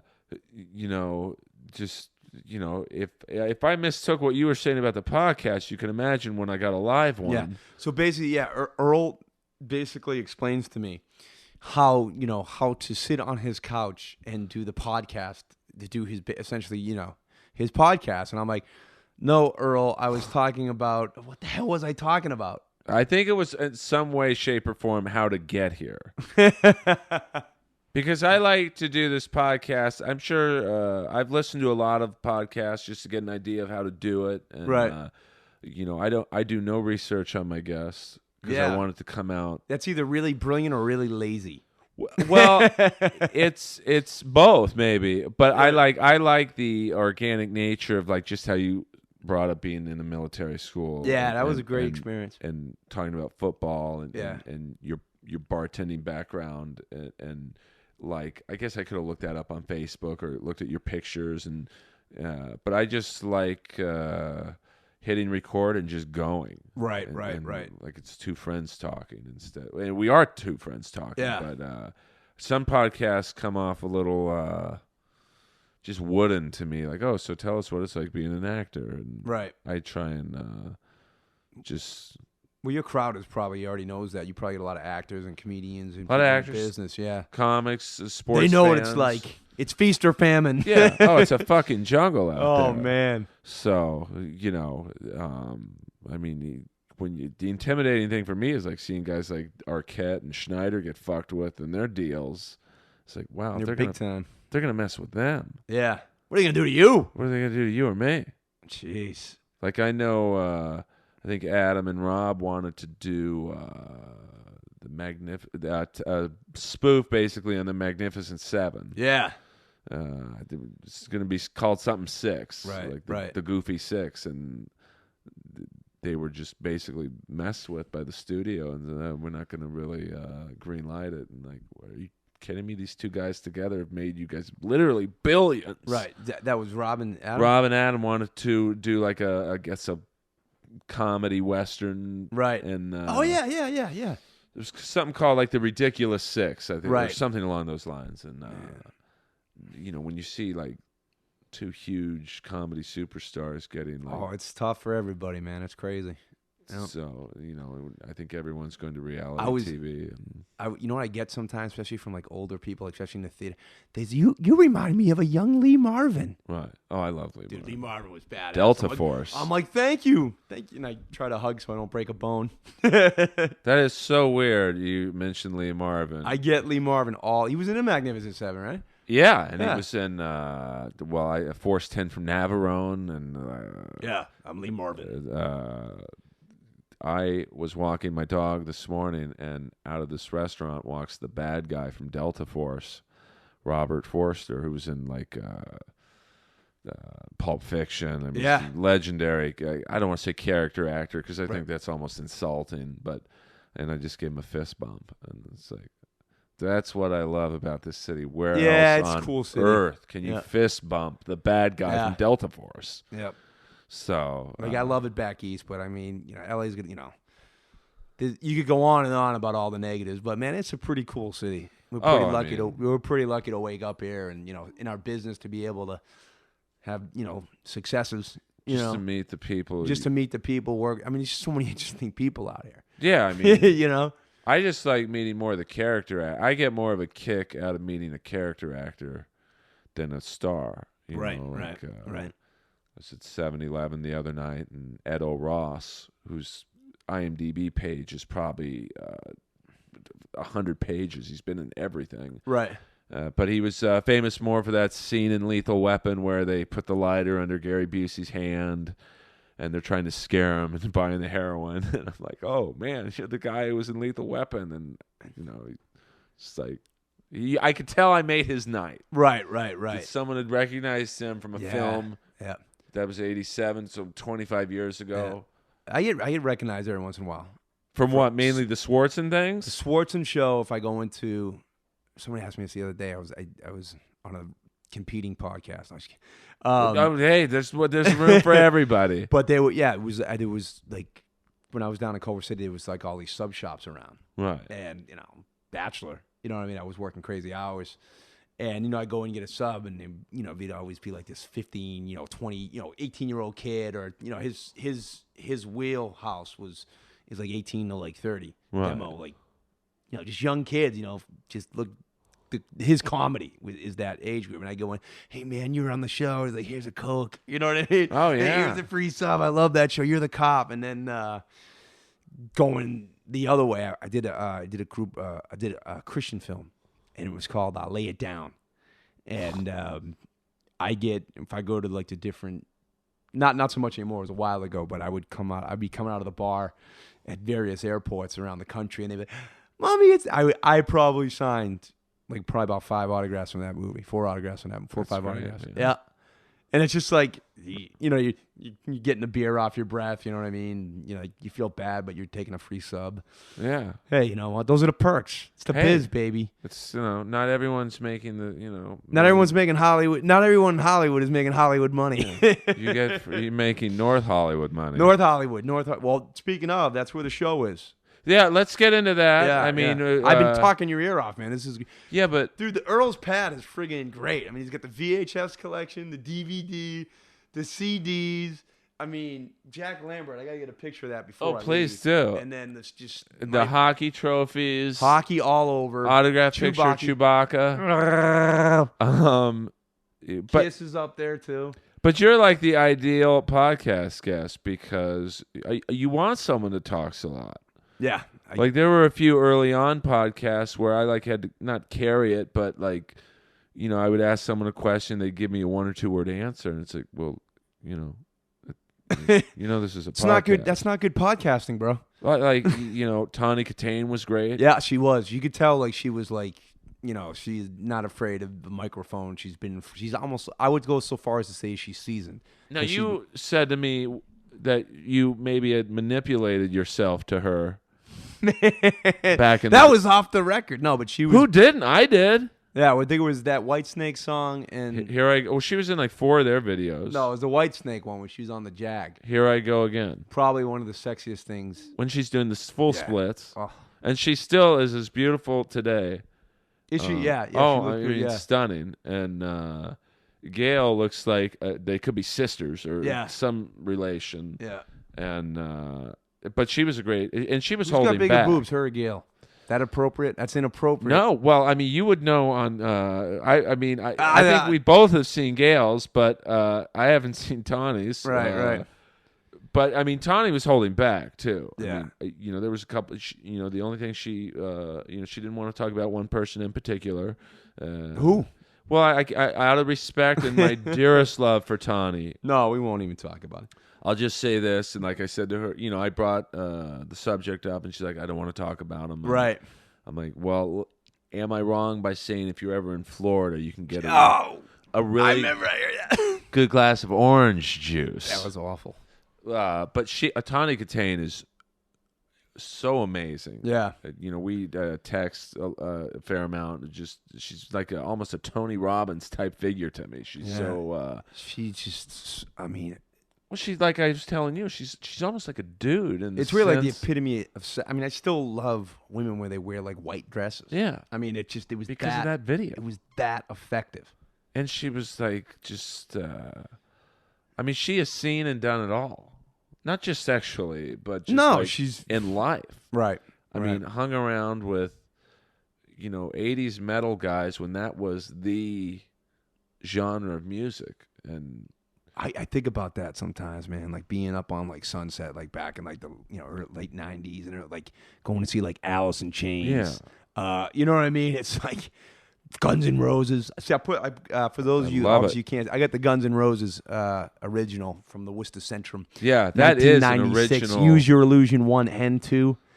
Axl Rose was friggin' amazing. Oh, he's brilliant. He's I don't know where he's at insane. now, man, but that was probably one of the best concerts I've ever seen in my life. And those guys they were great performers. Oh, they deliver. I mean, I seen Springsteen, and they're up there with, and this is, people are gonna be, they didn't play as long, but they're up there with Springsteen. and that's saying something. Springsteen was amazing. Even if you don't like Springsteen, I recommend. And now it's not quite the He's same. He's different now. Well, Clarence is gone. Yeah. And Danny, the bass player's passed away, Federici. Yeah. So the E Street Band is, who I think, if I'm not mistaken, was inducted last night. Oh, was that right? With Kiss, Nirvana, and I think Cat Stevens. Man, Bruce, sometimes like Bruce will shoot his mouth off about stuff, and I think he's a socialist now or something, which is fine. He has the right to. He's made enough money to be a socialist. Yeah, he could be but, whatever he wants. To me, it's like he can say whatever he wants. And you know what? He's just such a great artist that you can't hold it. The guy, I could feel from my nosebleed seats that I almost got taken away from me by New York PD because they're just crazy. Madison Square Garden, the cheapest seats. He's giving it all you got, man. He's putting it on the table. You know what I mean? He's just giving you all he got. And no opening act. I mean, you know, even Guns N' Roses has openers. You know who opened up for Guns N' Roses when I was there? Was Soundgarden. That's an interesting. Yeah. And I thought they were awful. Well, I don't know if it was the acoustics or what. I mean, I've since liked some of their stuff since, but they were who are these guys? And they ended up being huge. Well, I think '96. Axl was that. Was like there was Slash in the band at the time. I don't think he was. Where? Now you said no. You said use your illusion tour. I'm sorry, 89. Okay. 89. Oh, okay. Then he was definitely. Yeah, 89. Wow, I was way off. Yeah. Oh, yeah. They were all there. Yeah, this was post breakup or pre breakup or anything like that. Yeah. Sorry. No, that's the same tour I saw. Yeah. Because I saw them. I don't know if it was before or after that show at the LA Forum. LA Forum just got it redone. Yeah. Yeah. Well, yeah. Now it's redone, but back in 90, 91, it was an amazing place to see a show. It was a very dirty arena, and the acoustics were great because the walls were concrete. Yeah, so it would just bounce. It was just unbelievable, and many great concerts there. Now Staples Center's a little. I don't know what the new Boston Garden is like, but they say it's not. It's kind of like it's very cardboard. I don't think I've ever been in there yet. I mean, I've seen. I saw Kiss at Staples. Yeah. And, it's very just generic, and I had a buddy of mine at Staples. I think Staples actually, gosh, it's gonna cost you when you go there. But I actually was pretty impressed with like the acoustic. I saw U2 there, right? So we're coming in, and it was like how they had like the orchestra pit. Oh yeah. And my buddy, he was leaving in a couple weeks. He was going to Iraq, as a matter of fact. And we go in, and he's got like these tickets, and we go and we win like the lottery. And they put us like right, like from me to you, which is about 5 feet, right, is me to Bono. That's awesome. Yeah, and you were just right there, and it's like I don't know if I've seen U2 like 3 times, and it's like it feels like you're in a bar, right? And these guys are just a couple blokes from Ireland just playing but it's unbelievable music. Oh sure. But they're not, they're not like the rock star guys like Kiss and stuff like that. They're just a couple guys playing. I mean, he's older now too, but they're just amazing. They were amazing. And I met Bono at Sundance, too. Nice guy. Yeah, I ran like smack dab into him. And literally on accident. And the bodyguard like throws me away. He's like, no. He's a good person. I'm like, Bono. He's like, I'm sorry. And, the bouncer's ready to throw me out. I'm like, wow. And you're a normal looking guy. I can imagine what kind of riffraff tries to meet Bono. Well, I wasn't trying to meet him. I literally was taking a picture of somebody, right? And with like a group of like some people we met out there, and I was just backing up, and I backed up into him. I'm not a groupie at all. Right. No, not really. I got a little starstruck once when I saw Fonzie. But it's fine. I was like, That's on another level, man. Yeah. That's Henry Winkler, man. Yeah. And I get a little starstruck. Alyssa Milano. Oh, she's And it's two of them. Alyssa Milano, Jessica Simpson. Just two of the most stunning creatures you've ever seen in your life. And now I was just a little bit like, wow. Well, that's different. Yeah, it's different. Well, that's the difference. That's just awestruck more than starstruck, I think. I mean, I'm the complete reverse. I get starstruck around the lesser actors just because, the character guys. Yeah, like the guy from Lethal Weapon. Right. So you must like Oldman because he's done everything. Yeah, he's awesome. Yeah. I mean, who else? Like I ran into the guy in the last Bruce Lee movie, John Saxon, who was, he was the dad in the Nightmare on Elm Street movies. Yeah. And a few of them. It's like, oh my God, you're the guy from Enter the Dragon, and he was kind of a dick to me. So that's not cool. Well, you don't deserve that, Earl. Well, I mean, listen, how many people are recognizing John Saxon in the decade? I don't even know who the hell he is. Yeah, good-looking guy back then. He was the guy who had the gambling problem in Enter the Dragon. Okay. So I said, hey, can I get an autograph, Mr. Saxon? Enter the Dragon's my favorite movie of all time. And it really is. Wow. And he's like, I don't have the time. And it's like, dude, you haven't been to anything since Nightmare on Elm Street. All you got is time, bro. Brother, you got time in spades. Right. So that's always, but I just, because any good movie, you're going to have your A-list stars. Right. The DiCaprios, the Channing Tatums. But what makes a movie, I think, are the character actors. Oh, yeah. Yeah. Because, playing the leading man is a fairly easy role, like DiCaprio in Wolf of Wall Street. Right. But it's the guy who played his, loan shark buddy. Right. So. Well, leading man is like, I've done it on a few films. And like a lot of times I do play I'll do character and not as prominent roles, but a leading man is like different. I always look at you got to do everything for the movie. Right. You're there for the whole duration. You got to make sure it gets out there. You got to do it. You know what I mean? And it falls on you if it doesn't go. Yeah. Oh, the pressures. So they got pressures, but yeah, I mean a lot of times they're depending on what the role is, but a lot of times you got to be you. A lot of leading men are really good because they can play themselves pretty good. But like there used to be this guy who would come into Gale's various bars. Reveal, it was his name, Russian guy, and he's always plays the Russian bad guy. Right. Like 24 or any of those NBC movies. The Vladimir Putin story. Yeah, he would be like Putin's henchman. Right. And he makes every show or movie he's in because he's so good at being this Russian like stoic bad guy. Right. Or like the 24 is coming back. And, yeah. The bad guys on 24 were always great. Cause even though it's definitely a Kiefer Sutherland vehicle, I guess. Or he's the star. My next movie, The Lady Killers. I think it's ladykillersmovies.com. Go see it. Please, no. This is the part where we get into you, like plugs. And I mean, we're not done yet. Okay. But see, I want you to. Here's my goal on a podcast like you. We're about at the hour and a half mark. Whoa! Now I'm going to double check because most podcasts I find get boring after a half hour. To be complete, we are at. I don't feel bored, but I'm doing a lot of talking. So. But that's what we're at an hour and 32 minutes. What? And see, what I want. My goal is to have you back because I want people to listen to this and go, I want to hear what else that guy has to say. I don't think I got any more. I mean, I've run out of questions. No, I'm just kidding. Shut the fuck up. What's Lady Killers about? The Lady Killers is a movie. That's where I met Jamie Kaler, Bert Boulos, Peter Shinkota, I think Ari Gross, and a lot of beautiful women in it.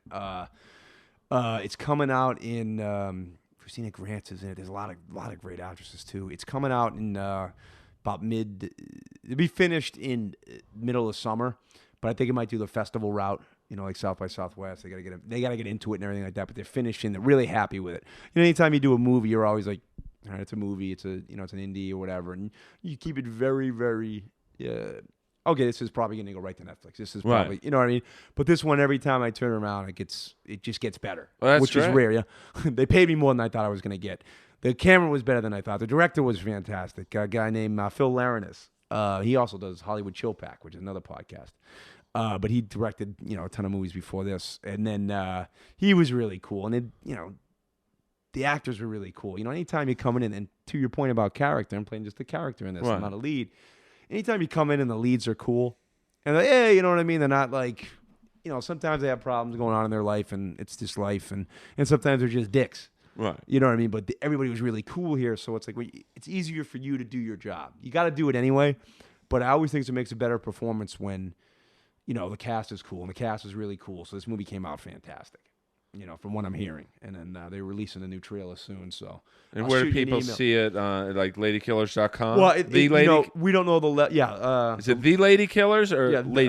the ladykillersmovie.com. Okay. Yeah, and then we'll see where it lands. I mean, I'm very optimistic where it's going to land. A lot of times, like, oh yeah, you know, I'm pretty honest. I don't blow things out of proportion, but this one might, you know, could have a cup of coffee in the theaters. We'll see. And what about the play you're in now? I'm doing a play. It's called The Foreigner. The critics pick The Foreigner. Like LA Weekly critics pick? No, like no Broadway World. Okay. Oh, that's great. Stage scene LA. I don't know if we got reviewed by LA Weekly. I'm sure I would have known, so I don't think we did yet. But we just got extended for another month. So LA Weekly, if you're listening to Inappropriate, I'll get your butt up there and review. They us. might be. They might be. They probably aren't. They might be. Although I used to talk about the LA Weekly on earlier podcasts about LA Weekly does some pretty good stories. Well, they also they you know, they're kind of like the Inquirer, Yeah. where, you know, they have some great stories about a lot of gang related murders, and They do a lot of work that, well, some of the other papers don't get into. Well, now like They're not afraid of City Hall. They don't care if they piss Yeah. anybody off. They're not worried about access. They just do some hard hitting reporting. I'm Like, impressed with them. Yeah, the LA Times. I don't always agree with them, but Sure. I always I think that they do some good work. But they don't lean, I think, one way or the other, left No. or right. I mean, the LA Times, and I'm not like a huge political junkie, but they're clearly lean Right. to the They got left. an agenda. Yeah. So it's hard to take them seriously. And Right. Well, that was like I was a journalism major in like college. right. You know, wrote for the paper and everything like that. And, you know, every paper will have its bias and stuff like that. But it's like, you know, some papers. Yeah, well, They don't. You gotta make. You just have to within the rules of journalism. You can still. You know, you just gotta use weaker sources for the contrary, and use stronger sources for your point of view. Some papers don't even. They don't even do that. like the LA Times. Like I didn't say the LA Times. I did. I want them to come review us. Maybe they'll give us a bad review now. Well, I mean, you know, yeah, review us on iTunes. Right. You know, Inappropriate Earl, if you can. Nothing too and over the top. the Foreigner up at please. the Crown City Theater. And this actually is going up Monday. This podcast. Oh, great. Yeah, we got like 2 more weeks, so we're gonna close the 27th. Tonight's show actually got canceled, so we don't have to worry about that. Well, by Had the a couple time, actors book. I mean, That's good. you have like an inside Hollywood show, so a lot of people are in the business, so they don't understand that. It's like I'm fortunate enough to get paid doing theater, but we don't get paid a ton doing theater. Right. But when you're doing shows in LA as opposed to New York, TV and movies take precedence. So if you get, if an actor gets a big movie, you got to have the understudy ready. Right. But in this case, the understudy had another show too. So it's like just one of those things that happen. It's crazy. Well, that's the thing in Los Angeles, and I'm sure it's like this in New York. Yeah. Is, everyone's got 3 or 4 things in the hopper. Your You 2 do. pilots, play. You're on avails for 2 commercials. I mean, Yep. you can't just wait around on one thing. No. Well, that was the other one. I'm doing another webs. I don't know if it's gonna be. It's a pilot, really. Right. I don't know if it's gonna make it probably will make the web, but it's gonna shot at television. Is called Going Dental, and it's just I play like an undercover cop in Going Dental. It goes from the really funny guys from Golden Toad. I think he was a UBC guy. Dude, just ridiculous, really funny, really inappropriate comedy. Let's get Earl in on. No, I'm just kidding. I can't act. So. Yeah, buddy of mine, Matteo Rubato was a director. He's got a couple of them. He's pinned me for a couple of his movies coming up, and then Zach Mattson, I think, was the writer, and he did a really good job with it. And then the other one I got coming out is like the Boston one is the Watch the Hub. And what's that about? It's basically my neighborhood. There you go. It's been bouncing around a little bit. They're gonna do another round of trying to get it out there. If it doesn't go this time for distribution on TV, it'll probably do like online or something like that. But basically, I'm playing like a Boston jackass, Mark McIntosh, and just total knucklehead comedy. It's about these two chicks just meandering through life in like a small city outside of Boston. It's just real knucklehead stuff. Yeah, but that's the kind of stuff that sells. It's totally so. I think it's it's probably right for something like an Effects or something like that. We'll see what happens. I mean, Workaholics. Very happy with it. And I just told him, I talked him in, and I was like, look, I got some stuff I want to get into. Put my episode up. Right. Because my episode is not necessarily me, but I definitely know this guy. I definitely partied with him, and I definitely know. You know what I mean? So we're just, fuck. It was so good. They did really good. Keegan Ull was a friend of mine. He directed it. He went to Middlebury, which is the rival of Norwich, but that's a story for another day. So I got that. The show is going to go to the 27th. Friday. Where is it? What theater is it at? Fridays and Saturdays, 8 p.m. Sundays, 3 p.m. matinee. And then the Crown City Theater, The Foreigner. You must please go see this. Jake is an amazing dude. I'm trying to expose him to the masses. Thank you.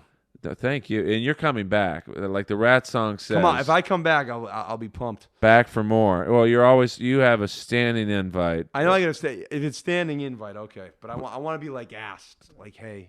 But Jake. No, if you got anything, I want hand in the relationship, Earl.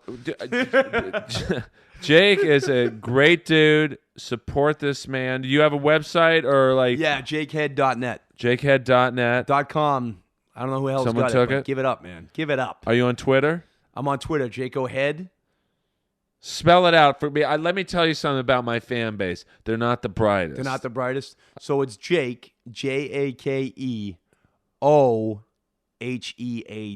So it's Jake O Head. And that's / after you put in twitter.com. They're that dumb, huh? Right up my alley, Earl. This is my people. I'm speaking to you. Follow me on Twitter. Well, let's just say a lot of my fans actually thought that Kamala, the Ugandan giant, was actually from Uganda when he was actually from Philadelphia, and his name was Jim. But Kamala guy did his work, man. He was great. I met him backstage at a wrestling event. Right. My dad knew one of the refs. Long story short, I go back there, and Kamala is in khaki pants. No. Wearing a polo shirt, and I was a little kid, and I'm just staring at him, and he motioned for me to come over. And I said, Mr. Kamala, do you need kimchi to communicate? Because that was his manager. That is great. And he's like, no, my name is Jim. I'm like, no, it's not. It's Kamala. And what are you doing speaking perfect English? I mean, I really thought as a kid that Vince McMahon, and this might sound racist, and I really don't mean it to be, but, this is before the internet. Right. I really thought Kamala was some savage, just black dude Vince McMahon found in the jungles. Yeah, well, that was his character. He was an actor. And wrestling back then, they were good actors. Yeah. They weren't the athletes, I think. Well, the Von Erichs were athletes. Oh my God, Yeah. they were amazing. Yeah. But I mean, back then, when Kamala and then there was the Ultimate Warrior, you really thought he was from a place called Parts Unknown. Right. Oh, he's great. You really thought that Earthquake and Tugboat were these two guys that met in the darkest forests of Africa, and they came over here, and but it's like, okay. Well, these guys are like legendary. Before you cut me off, I got one more. No, story. please, I'm not cutting you off. This guy. If you want me to sit down, we'll No, go. no, do it because I'm gonna have to go to the bathroom soon. So you can't take a dump. I won't do it. That's I'm the not only dumping rule. here. No, it's cool. There was. I think it was my uncle. He was working at. The legend is Andre Worcester Auditorium has a lot of history in wrestling, a lot of history overall. Worcester Auditorium, before the Centrum, which is another good venue in Worcester. A lot of people know the Centrum because if you went to school in Boston, you went and you saw shows at the Worcester Centrum. But before the Centrum was there was this place called the Worcester Auditorium. And there was an area of Worcester called Main South, pretty tough area. And I think it was my uncle or my buddies. I can't remember. But it doesn't matter, man. It does. Andre the Giant comes out of a van, and it's like, I think it was like Ric Flair and like some other dudes in there. Goes into the liquor store, grabs 2 fucking cases of beer with like one hand each, and just brings them on. I'd like to purchase this beer.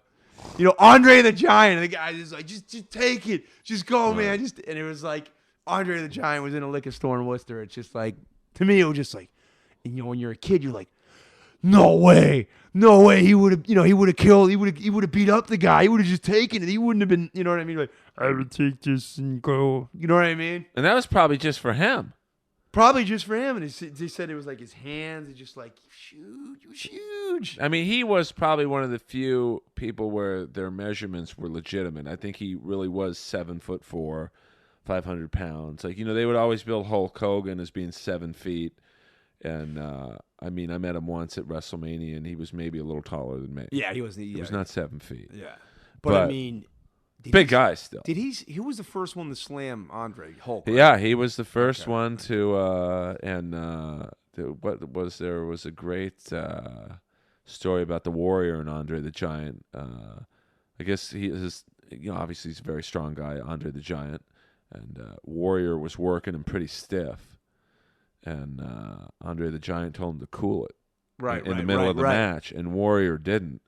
And so it was basically turned into a real fight. No. And, here you have Ultimate Warrior's this big muscle-bound guy, but Andre the Giant, he probably never lifted a weight in his life. He didn't have to. And he beat the shit out of the Warrior to teach him a lesson. Right.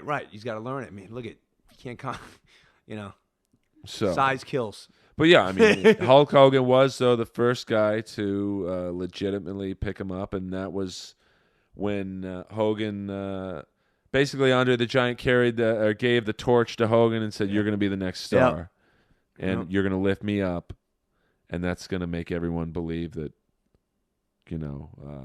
you're the man if you lift me up." Was that a WrestleMania? That was a WrestleMania, and then Hogan a few years later did the same thing with Warrior. You're going to lift me up. And then, that didn't last as long as they thought it would. But wrestling's the best. Yeah, one of my favorites, just in closing, was The Undertaker. Oh, I mean, that was a great character. Another football player, I think, too. Paul Bearer. It was insane how good that character was. And one of the best moments of the Saturday Night Hall of Fame speeches, Paul Bearer was inducted. He's dead. I didn't know that. He passed away, and so they bring his 2 kids out, and one of the kids does a spot-on impression of him, like, and then the lights go out, and the Undertaker's music hits, and he came out in this full chills right now. Yeah, I'm telling you, I'll give the WWE this: when someone dies, they really do it right.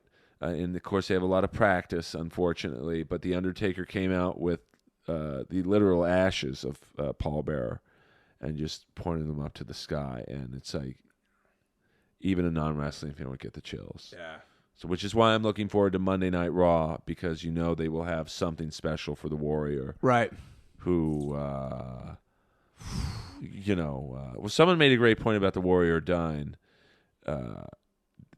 Him and the WWE had basically since the '94 steroid trial, where he was implicated with Hogan, they just never saw eye to eye after that. Back and forth. If you ever have the time to go on YouTube, I know I do. Yeah, I'm looking at the rig right there, man. That has one internet setup. Yeah, this is the real deal here. Earl, Inappropriate Earl's mad lab of computers. Well, you have to. I mean, if you're going to do podcasts right. Yeah. Yeah. There's too much competition. Yeah. I got into the game late. Yeah. I feel like, this will be, I think, my 14th episode. Right. I feel like an 80s metal band in like 94. Hey, this is a great idea. Hopefully it's not too late for me, but, the WWE, when someone dies, they always do a great job of a tribute. And, but my buddy was saying, well, I think the Warrior died because, this weekend he brought his kids to the Hall of Fame. He buried the hatchet with Hogan, with Vince, and all these people who hated him. Right. And, since he let go of his hate, he had nothing, the hate was almost keeping him alive. Closure. Passion. Yeah, I mean, and you could tell, if you have time to go on YouTube, watch his Monday Night Raw speech, where literally he would be dead 18 hours later. He talks about. I didn't realize that it was 18 hours later, but I got chills right now really bad. He shitting me. He died 18 hours He after. died 18 hours. Was he inducted? Yeah, well, Saturday night he's inducted. He was the main guy. It was Jake the Snake Roberts, Lita, who was had a huge crush on, Right. Carlos Colon, who's a legendary Cuban wrestler. Yeah. No, Jake's gonna hit the P. I'm gonna talk about the WWE. No, please do. Scott Hall, the Razor Ramon, and the Warrior. And Warrior gave this hour-long speech because they knew he would go long. And you could tell he was happy. He was smiling. He was calling. Well, they knew he would do that. I mean, everyone else was allotted like 10 minutes. They gave Warrior basically an open time slot and said, just go till you're. He literally almost went till he died. And then on Monday Night Raw, he gave this amazing speech. He did not look healthy. He looked almost like he had jaundice. He just sweating. But he put on his Ultimate Warrior mask, and he said something along the lines of, every man's heart one day will beat its final beat, and his blood will live through the others that he has affected in life. And literally 18 hours later, he dropped dead of a heart attack. And it was like he gave his own eulogy. So it was just like, and my friend was like, well, since he let go all of the hate in his heart, he had nothing else kind of that he had passion for. I mean, for so many years, he and the WWE had hated each other. And but I mean, the steroid trial, I think in '94 threw a lot of people under the bus, and I think Hulk Hogan ratted out a lot of people, and Vince McMahon was indicted, and this is right around the time when a couple wrestlers were dropping. Pro wrestlers die at a pretty alarming rate. Yeah, I mean, I think someone had done a list of pro wrestlers who died before they were 50. Oh, man. And it was an extensive list. I mean, too many names to count. So, I know Monday Night on Raw, which is, and I'm not trying to plug two things at the same time, but this podcast. I'm not performing Monday night, so don't worry about it. You will be, though, because your podcast will air. I'm going to time it right around the tribute they do to Warrior. They will do something special. Oh, that's great. And because he's like I don't think I follow it as closely as you, but it was always that conflict with McMahon. Well, yeah, he was a very shrewd businessman. Well, I mean, Vince McMahon is like, and now that he basically bought up the competition, it's like you either wrestle for Vince or you don't wrestle. I mean, there is a thing called TNA. Yeah. Where Sting has wrestled for the last 10 years. But even now, Sting is going to come to the WWE, which is like a big deal because he's the only guy to He's never. got a monopoly. He's a hell of a businessman. Well, my thing is, do the wrestlers hate him? Because I know there's Vince. Yeah, I think. Or do they just realize if he's the? I mean, it would be like if there was one comedy club, right, or one acting, not school, but one theater. Yeah. It's like I think he's probably is hated because it's now he can lowball people. Yeah. I don't think people really look at TNA as a legitimate option, although Kurt Angle does wrestle there. Yeah. Because it's a very easy schedule. I think they film out of, it wasn't, I think it was John Cena. Okay, that's he's from those parts. Yeah, I think he played at Springfield. I think we might have played him in college. You played against John Cena? I can't go on record for sure, but I know he and I played around. We just our schools used to play each other. He's like the ultimate wigger. What's that?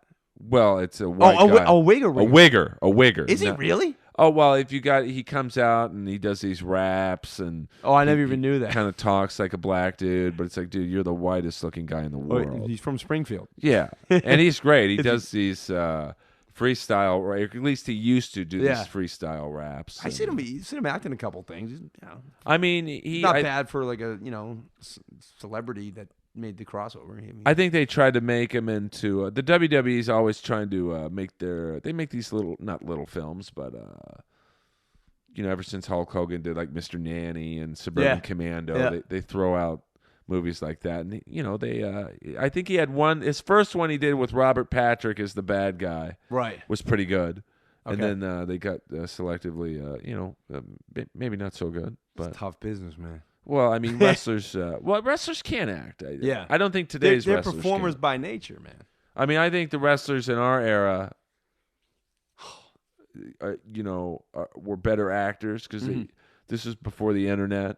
Right. So there was no, like when the Ultimate Warrior came back in WCW in '98. Right. You knew because it was all over the internet. Right. So there was it was kind of a bummer because it wasn't a surprise. Right. Although I did get hard when he walked through. Jeez. Because he disappeared. No, he did. Yep. And, Hogan's giving the best speech ever. Hogan was he could really amp it up when he had to. And he's like, I've beaten legends. I've beaten giants. I've beaten warriors. And as soon as he says warriors, the whole arena goes dark.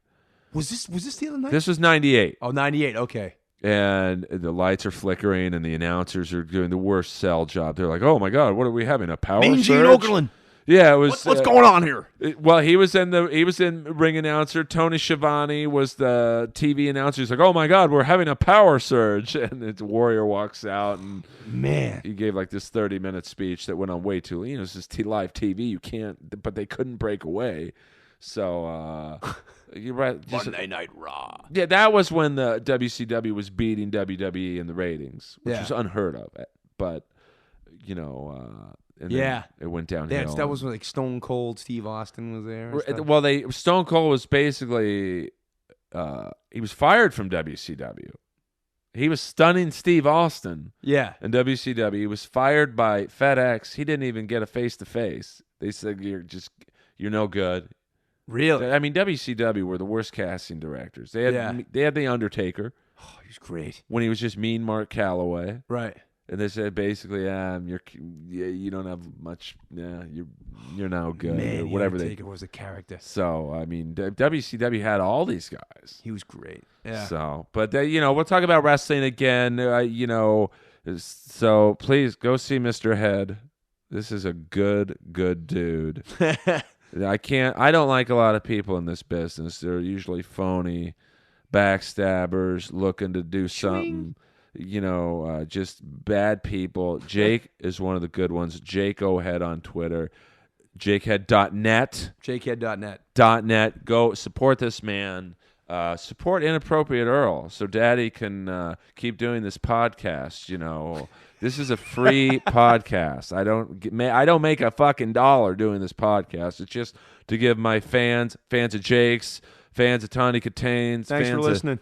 David Arquette, fans of Gales, fans of Jeff Richards, Rob Schneider's coming on soon. Just a free show to listen to. So review us on iTunes. We're on SoundCloud too if you don't swing from Steve Jobs' nuts.